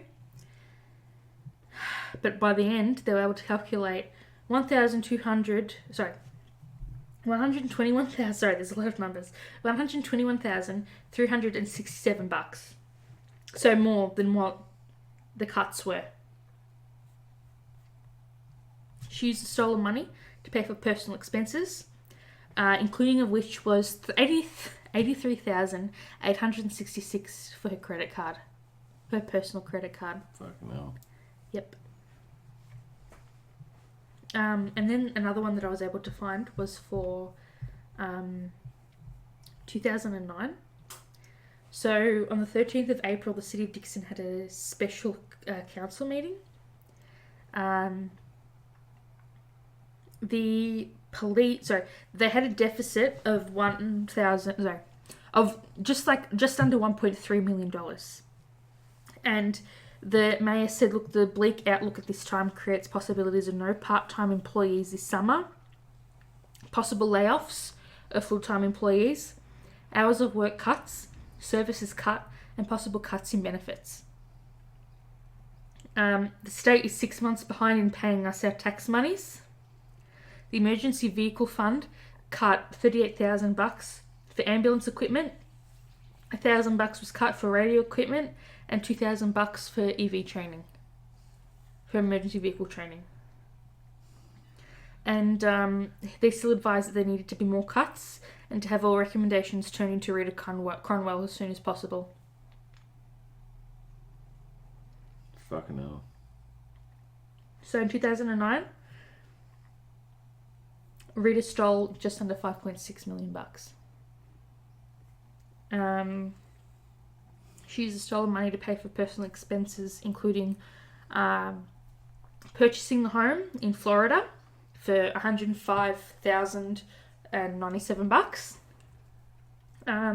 She purchased the 2009 Featherlight horse trailer, the Thunderbird, the 2009 Chevy Silverado, Pizzazzy Lady, and Unforgettable. Meanwhile, people are losing jobs. Their families are suffering. Yep. So those were just those 2 years that I was able to find.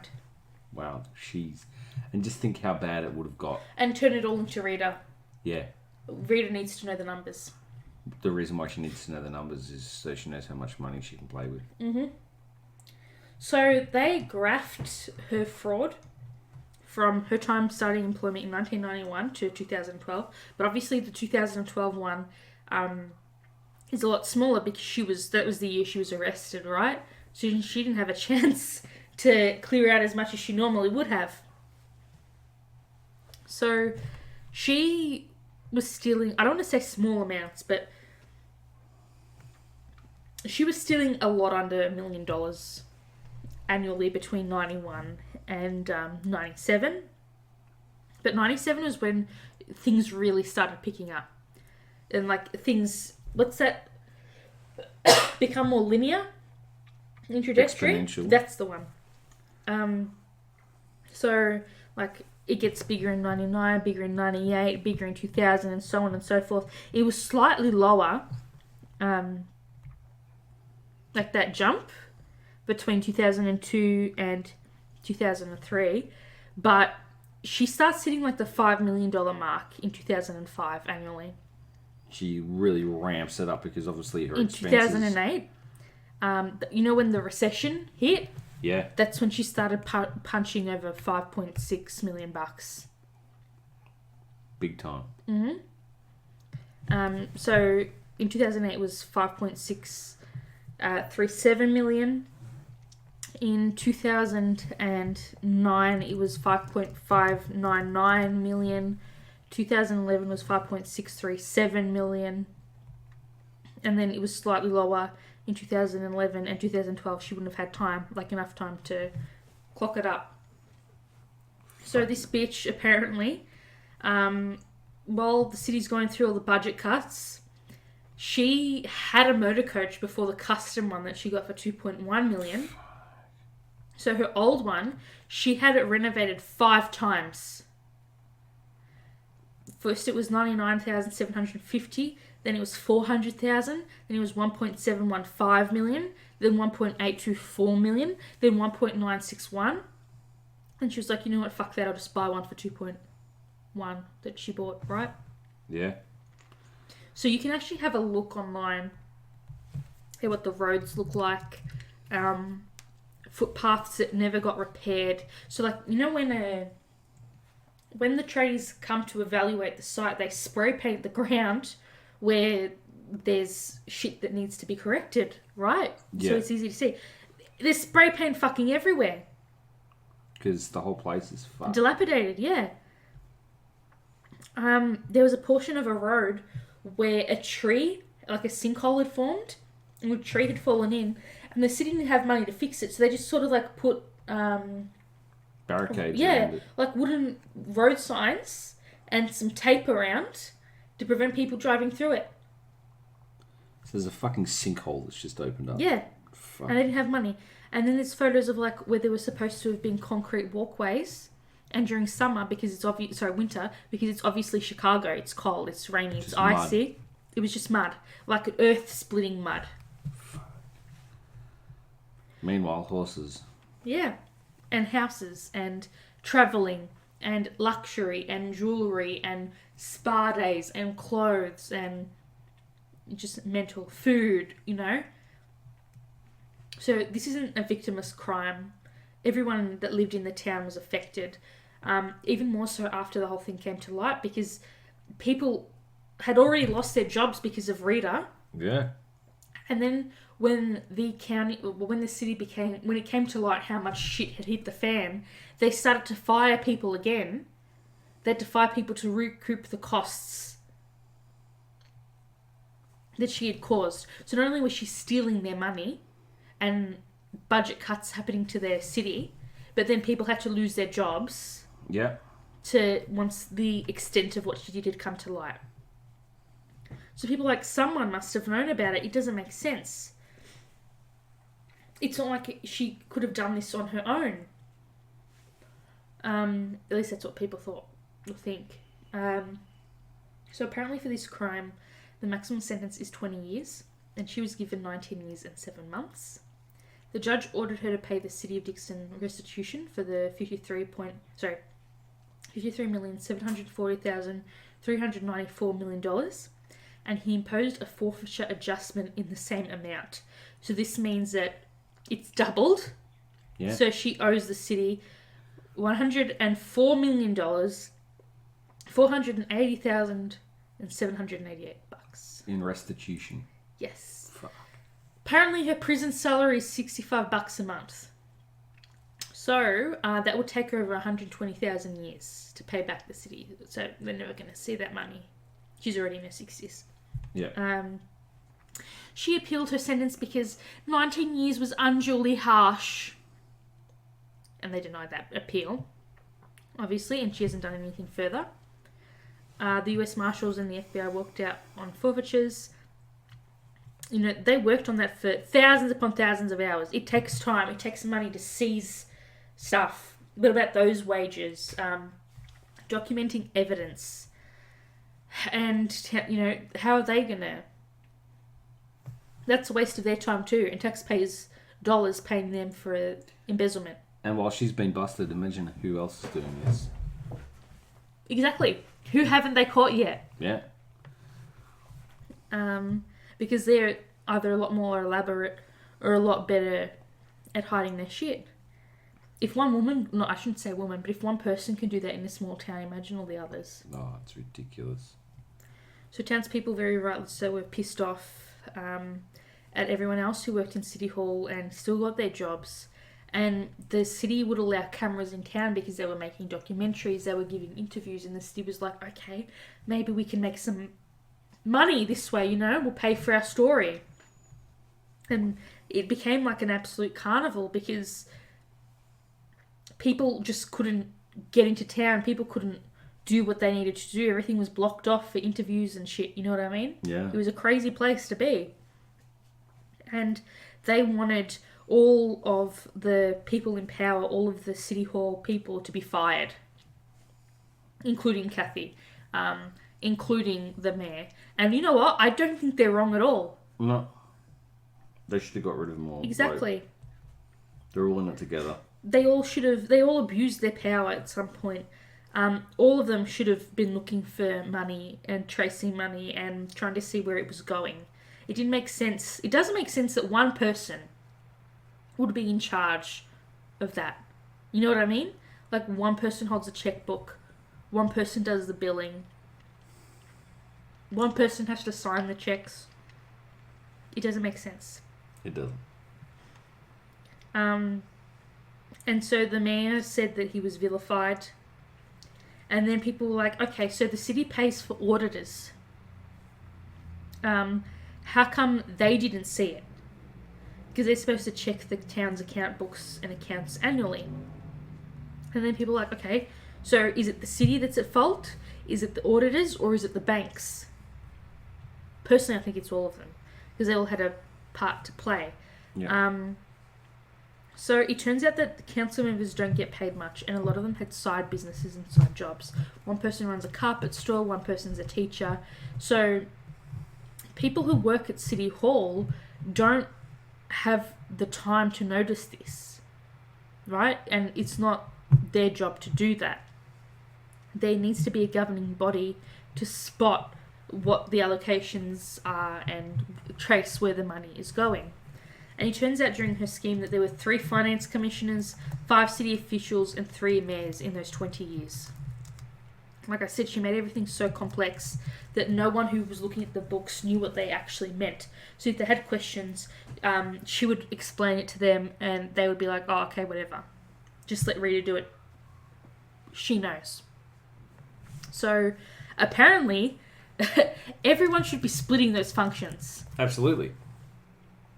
Her role, accounts, was to pick up mail, to make deposits, update journals and ledgers, sign checks, move investment money, and reconcile accounts. Allegedly, typically, several people would do that for a single task.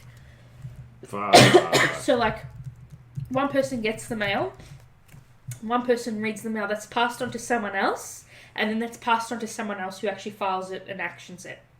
And then that all needs to be approved, right? Yeah. Let alone to make deposits, let alone to update ledgers, let alone to sign shit and move money. Fuck.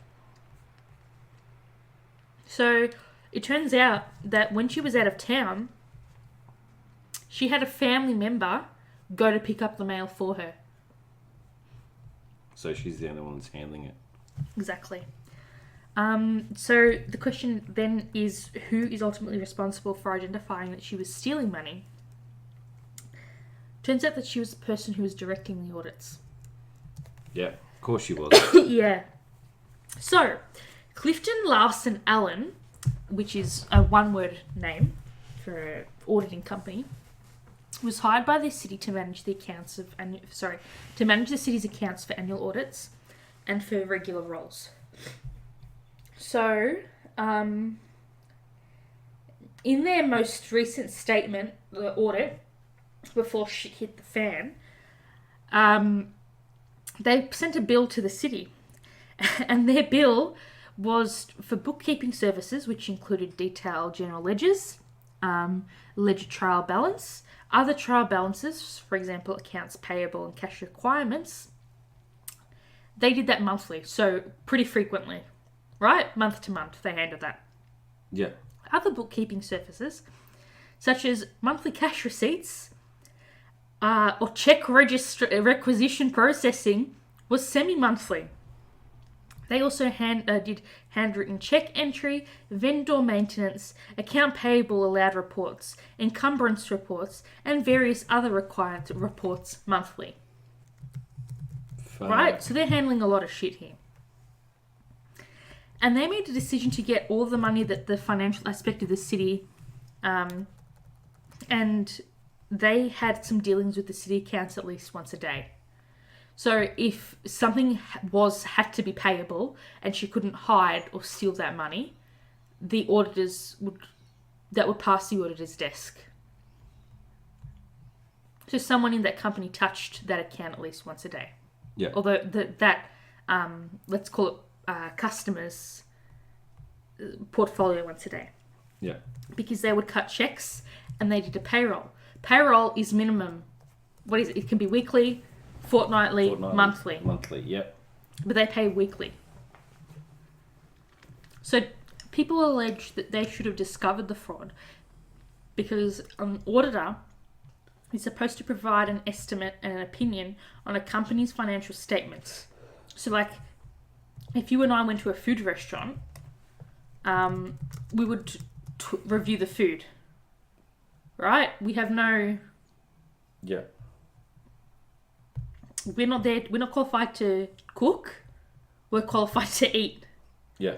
That's what they're qualified to do. They're not qualified to be paid. Like, they're not qualified to tell them whether they should or shouldn't be spending money. They're qualified to say, this looks legitimate, this doesn't. Yeah. Your books are balanced, your books are not balanced. They're there to talk about the accuracy of the numbers, but not responsible for developing financial statements on the company's behalf. That's the job of an accountant. Nobody asks you questions when you say that you're an accountant. An accountant. What do you do? I'm an accountant. Where do you work? At a place that accountants work. Because I'm an accountant. Yes. But allegedly what Clifton Larson Allen were doing is that they were getting involved in things they shouldn't have. And they would charge and charge and charge again to make money from the city for their own work. So it's like me writing my thesis and marking my own thesis. Yeah. Yeah. That'd be dodgy as fuck. Right? So they're organising payroll for the company, checking their checks, well, allegedly checking their checks, but then double checking their statements that they've written for payroll. Yep. So the city argued that the auditors should have known that the docs were friendly. Sorry, the docs were phony. So you're going to ask me, oh my god, how do you tell? Well, I got a crash course. There's actually a photo where the special agent is holding Rita's... Sorry, the prosecutor is holding Rita's statement and a normal, legitimate statement. Yep. So, Rita's statement, no logos, misspelt words. She wouldn't include phone numbers, fictitious projects. And so allegedly, what's supposed to happen is the auditor is... Do you need to go to the toilet and take a pee break? Okay. No. So allegedly what's supposed to happen is the auditor is supposed to call the engineering team and say, hey, are these projects being worked on? Yeah. But that never happened. For 20 years. For 20 years. You think something was wrong? Because there are no phone numbers. There are no phone numbers. So she's making up addresses. So how did anything get done? That's the thing. She would pay the bare minimum she needed to pay for the bare minimum work that she allowed to be done. Right? Clearly people would be like, what's going on? Why aren't these things being done? Why aren't streets? Because then she would say that the budget is... We have no budget. We have no money to do that. For 20 years? Yes. Fuck. That's the thing. So even if they'd done any fundraising, it would have gone straight to her. Exactly. She would have obviously had to do what needed to be done, around the city with that money, but she would have pocketed the rest. Fucking stupid. How else did you think Sterling's up $8 million and they're down not $4? That's $12 million difference. That's a fuck ton of money. We don't realise how much $1 million Yeah, for actually them, it's is. nothing. For her, it became nothing. Yeah.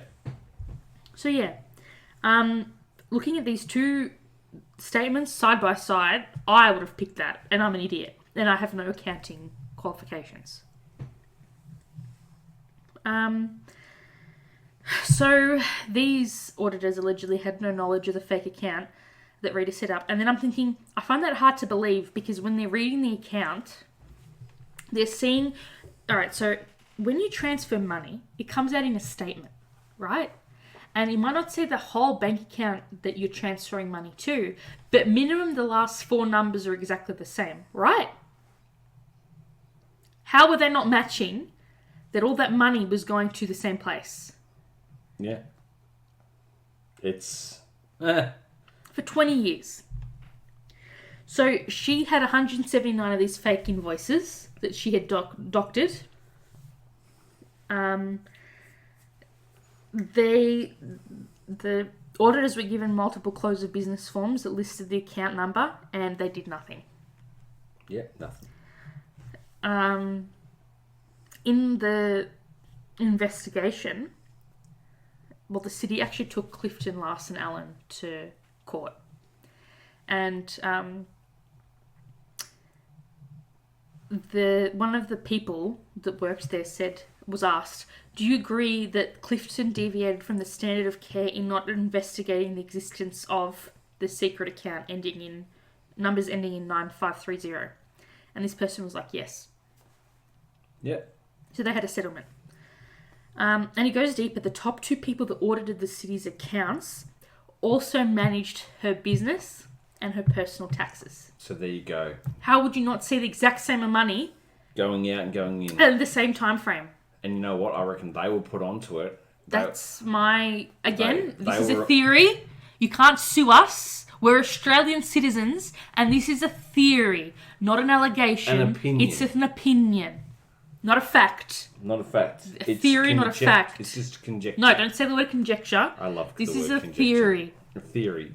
A hypothetical discussion. Yes. On what may or may not have because all I'm saying is they handle both sides of the exchange. Yes.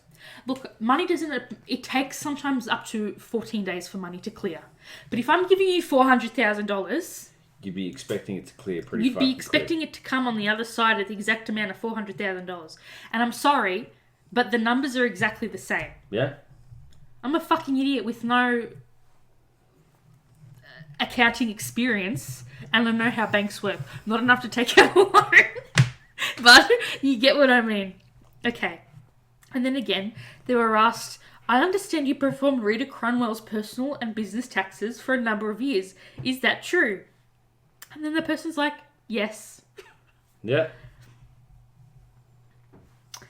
So in 2005, there was a sum of $300,000 that Clifton Larson Allen identified as money coming into her account with no documentation. They never asked her anything about it. Oh. They never linked that the fact that the city was hemorrhaging money, that she was siphoning it off, that she was getting richer and richer. And people asked about this in the thing, and they were like, in the deposition, they were like, you don't think it's an indication that she was spending money beyond her means? And the person's like, it would be an indication, yes. Yeah, big time. I'm not an accountant, but I don't understand how unexplained income on a tax return is not looked into. For example, my mother, owned her own business. Yes, it was in a completely different field. This is when taxis used to make fuck tons of money.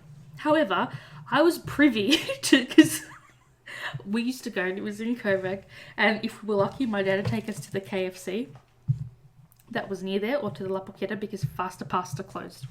Anyway, and so I'd sit in those meetings. And if my father tried to claim a car wash for $5 without a receipt, the accountant was like, get the fuck out of my office. It's not going, I'm not claiming it if you don't have the receipts, Con. Yeah. And Costa's like, oh, but I did it every other day. I just don't have that one receipt for that one day. And the accountant's like, Con, you don't have the receipt. I can't claim it. Yeah. And Con's like, it's no different to the day before. And the accountant's like, you're not understanding. We're dropping this subject. Yeah. You don't have the receipt for $5. You can't claim that car wash. Let alone fucking $300,000 for someone who works in the city. Yeah. But whatever. And then this is an opinion, right? Just a theory, not a fact. What if she was giving them incentives other than monetary? What if, like holidays, what if they came over for barbecues and parties and gifts, like a big corporate family? Again, just a theory, just an opinion, just a thought. There's some not fact. Definitely dodgy shit going on. Because companies that work together go out on luncheons. Yeah. That's what they do. My mum worked in corporate banking. Fuck, I should have asked her. Great guess. She's going to be listening to this and being like, oh my God, Stephanie, what are you talking about? But yes. Right? Yep. Corporate banks go on functions. They do. And they're always usually together. So, auditors are there to report and disclose shit, right? Allegedly, most frauds are discovered by a whistleblower. And that's like 39.1% of cases, and only 3.8% of cases of fraud are uncovered by an audit. So statistically, it's kind of unfortunately acceptable that they didn't discover it in their own audits, even though all the signs were there, even though all the evidence was there. And then the tide turned for the bank, because the way that they opened the secret account for Rita is allegedly a breach of policy. Because she was making personal transactions, hundreds of them, like I said before, to the American Quarter Horse Association, all made out to treasurer. So it's like, you know when your aunt sends you stuff, like a card in the mail, she doesn't say to nephew. Yeah. She says to Michael. Yeah.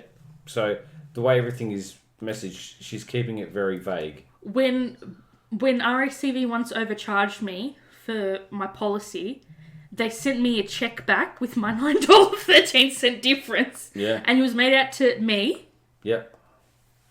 Not policy holder. Yeah, not to human my name. Account. To my name. Yeah. Because that's what a bank is supposed to do. They compare it. Right? Exactly. You can't just put treasurer. Who the fuck's the treasurer? That's not a legal name. It's a title. It's a job position. More or less. Anyway, so they had a copy of this check for just a casual $285,000 on the 23rd of May 2009 from Fifth and Third Bank. And in the banking industry, this isn't supposed to occur, especially if you're the person transferring out hundreds of thousands of dollars. You wouldn't pay it to yourself. It would be paid to the city. But again, the case never went to trial, and there was a settlement with the auditors and the bank. Apparently, Clifton Larson gave the city in a settlement $35.15 million. Fifth and Third Bank, $3.85 million. And Janice Card and Associates, who were a spin-off of one person who worked, I believe, I could be completely wrong, but one story I read was that Janice Card was one of the people working at Clifton Larson. So they got pulled in, allegedly, for $1 million. Yeah. Because they went on to a different thing. Again, the city has really stepped up their professionalism. They've elected more people to office. They've delegated tasks, established multiple forms of protection. So multiple people have to cut checks and make financial decisions. Mayor James decided not to run again after 16 years. And between the civil lawsuits, the fire sales of her assets, the city was able to recoup about $40 million. Of that, $10 million went to lawyer fees and $20 million went to down payments. That's a lot. So that's 3/4 of the money gone. Yeah. As Rita was stealing more money, the city borrowed more money, which she in turn stole more of. Well, stole two, I should say. She's scheduled to be released on the 5th of March 2030 at the ripe young age of 82. She's serving in federal prison in Waskita, Minnesota. Waseca. May James unfortunately passed away from cancer on the 19th of February 2016. Kathy retired from the City of Dixon a few months after, in September of that year. And yeah, of the $10 million that was left, sorry, let me say that again. Of the money that was left, between the selling of the assets and everything, 21 went back to the city debt repayment. They opened a operating reserve account and they put $5 million in there. They were reconstructing East River Street, which cost $4 million. They opened a capital reserve saving account with $3 million. And the Dixon Public Library needed to be repaired for $1.2 million. Shit. So I leave you with a statement by Dixon's own President Ronald Reagan, who said so famously, "Trust but verify." Yeah. Everything you do, you have to check, and it sucks because you could be pulled in so easily for something, even though you have no idea. Very easily. And that's the thing. Like, you shouldn't have to check, first of all, every single cent. But I just feel so bad for the people who actually live there. And, like, I'm not going to say where I lived, but shit, the municipality we live in too also had administrators too, didn't they? Yeah. So, even in Australia, in Victoria, we have people that have to get kicked out of office. We have to re-elect people for local council. I wonder when they'll tell us the results of that. Who knows? But anyway, Miss Rita. Busted big time. Yeah. She fucked up big time. What a dumbass. Imagine stealing so much money that you lose mentally track of how much you've taken. You do. She literally got caught up in it, and yeah, now she's paying, the penalty. Have I told you the Miller's story about, like, the lady who was stealing the cash? Yes. Yeah. So I was there, and it was like my second shift, and I started with them literally maybe 3 weeks before Christmas. And so this woman, they were teaching me everything, and I happened to be working that day, and they were bringing me into that store, so they were moving her out, and she wanted to be closer to home, so it worked out for her, because that store that she was moving to would have been closer to home. But her last shift at the store that I worked at, she didn't try, she succeeded. So what we used to have to do was, you know how you make your float? You have your float amount that's there, but everything else had to go into a banking envelope. I don't know how it's changed now. This was over nearly 10 years ago. Yeah. But we had to write it out and put the money in one section of the envelope and the check at the bottom part of the envelope. And she stole that day's takings. Shit. Because we used to have to go to the bank and deposit it there. Yeah. And that's how it was done every day. Yeah. So I was in the back and I was on the ladder because I was moving the Christmas stuff that we weren't allowed to put out yet for another 2 weeks further down the store, because we had to make room because it's like ceiling to floor racks, like 3 tiers, and I needed to push shit because I was tallest. And so they asked me to get on the ladder and push it to the back of the racks at the back of the room. Yeah. And the safe was closest to me. But she had to get past all of my racks of the clothes that we had hung that day that needed to have space put in there. And so she couldn't get through. And so she was like trying to move shit. But if she moved shit, I would have fallen off the ladder. So I got down off the ladder and then I passed her bag. And fucking me didn't see it in the bag because I'm not the type of person to look. And so the next day, we had the area manager come in, and she was like, what's going on? And then I've gone, I'm so sorry, I knew that the safe was there, but I can tell you I don't know the passcode for the safe. And that is what got me by. Yeah. Because I was 2 days in, and my manager was like, we knew it wasn't you anyway, because you don't handle, aside from taking customers' money... Yeah. You had no idea, besides where the safe was, what was in the safe or how it was run. And that's a store with, at most, 5 women working there, including the area manager. Let alone a fucking city department with $54 million. There's some dodgy people out there. Very dodgy. Like, I get life is hard, and I get that everyone wants to live better than comfortably. But you don't fucking steal off other people. No. No. Not at all. And like, not that I'm saying it would have been acceptable either. Don't get me wrong.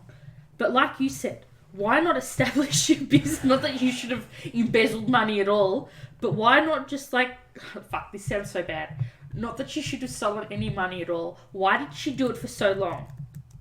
It wouldn't have been forgivable if she stole money for like 5 or 6 years to get her shit sorted. But why fucking to the tune of that much money? Yeah. $54 million. No clue. I wonder how much money she was spending, like, daily. Too much. Too much. Beyond too much, my dude. Anyway, you have anything else you want to add? What are your thoughts? I think she did the, like, extremely, fucked over that town. And then some. Yeah. Everyone should have been fired from the city, though. Yeah. Except for maybe Kathy. But they really got fucked up. Could you imagine, I'm not trying to be disrespectful to the man, and he's not here to defend himself, but could you imagine being the head honcho and not knowing what's going on? Fucking ridiculous. I'm not trying to be disrespectful to him, but also you could make the statement that he was an older gentleman. But I'm not trying to be rude. I know that they've done a great service to their communities. But if you're not able to do that work, if you're not able to check it, if you're not able to understand it, why do you do that? Why do you work there? Why do you have that role? It's one thing to be elected to, again, I'm not trying to be disrespectful, but it's one thing to be elected into a position. It's another thing to act in that position to the best of your ability. And you can make the argument that the mayor doesn't have to do that, but it's like, you have to know where your money's going as a city. Either way, it was a big fuck up. So, thank you very much. Do you reckon that sentence was a lot? Enough? It was good. Yep. Or should you been... Yeah. You've got nothing to add? No, I'm on the money. So. You need to go to the toilet, don't you? No, I'm just saying it's like, she got fucked over. She fucked over more than she got fucked in prison, over. Dealt with it. And she'd been in a comfy prison too. I don't know what that prison's like. I'll have to look at it. White collar, fucking comfy prison. Alright. That's it. Nothing else you want to say? No, that's Alrighty. it. All good. Thank you for listening, everyone. Please be sure to let us know your thoughts and opinions. Wherein otherwise stated that it was a fact. Yeah. All thoughts disclosed are opinions or theories. Opinions or theories or hypotheticals. That's it. Yep. Please, if there's a specific topic you'd like us to cover, we have a topic request form. You can listen to us on Apple Podcasts, Castbox, Castro, Google Podcasts, Listen Notes, Luminary, Player FM, Podbean, Podchaser, Radio Public. You can subscribe via email. You can listen to us on Spotify, Stitcher, Swoot, TuneIn, or Overcast. We re-upload on a video format onto YouTube. We're also on Instagram, Twitter, or you can email us at controllersandcouches@gmail.com. He's FullMetalChicken. Yes, I am. I'm Stephfafahh. Thank you so much for listening, everyone. Hope you enjoyed today's episode. You guys really seem to like the fraud ones because the last one we did on Mel Gibson was one of our most popular episodes of all time. Rang a few bells. Too bad a few bells in her brain. It was very believable. She's a weirdo, dude. Yeah. That Mel Gibson, mate. Yeah. I wonder what she's doing now. I haven't I don't know, Googled she's her probably name in a studying while. toe fungus. Imagine that. She is a toe fungus. Yeah. Foot rot. I still don't understand. I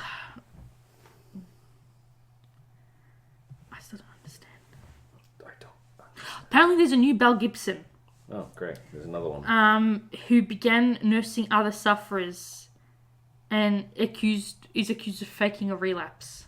Oh, God. Dumb people.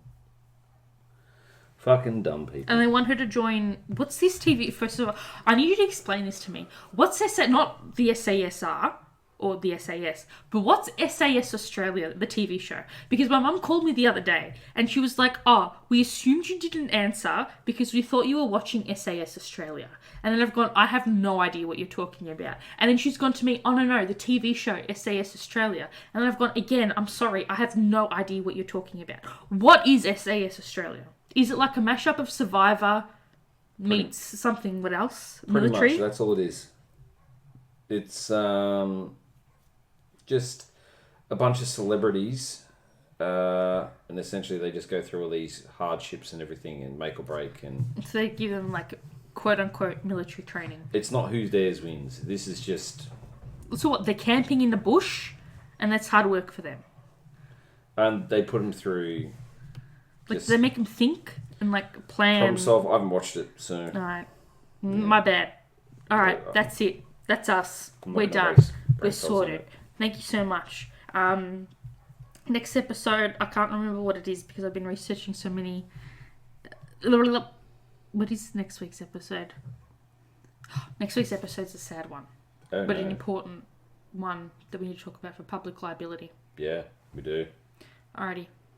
Thank you so much. Live long and prosper. May the force be with you. And also with you. Yeah, and I've got toast. I've got English muffins. We bought some English muffins. Cheese on toast, yeah. Oh, Ava and cheese on toast. Ava and cheese on toast. I know we're having a breakfast tomorrow. Woo! And on that note... Deuces. Signing off. Bye-bye.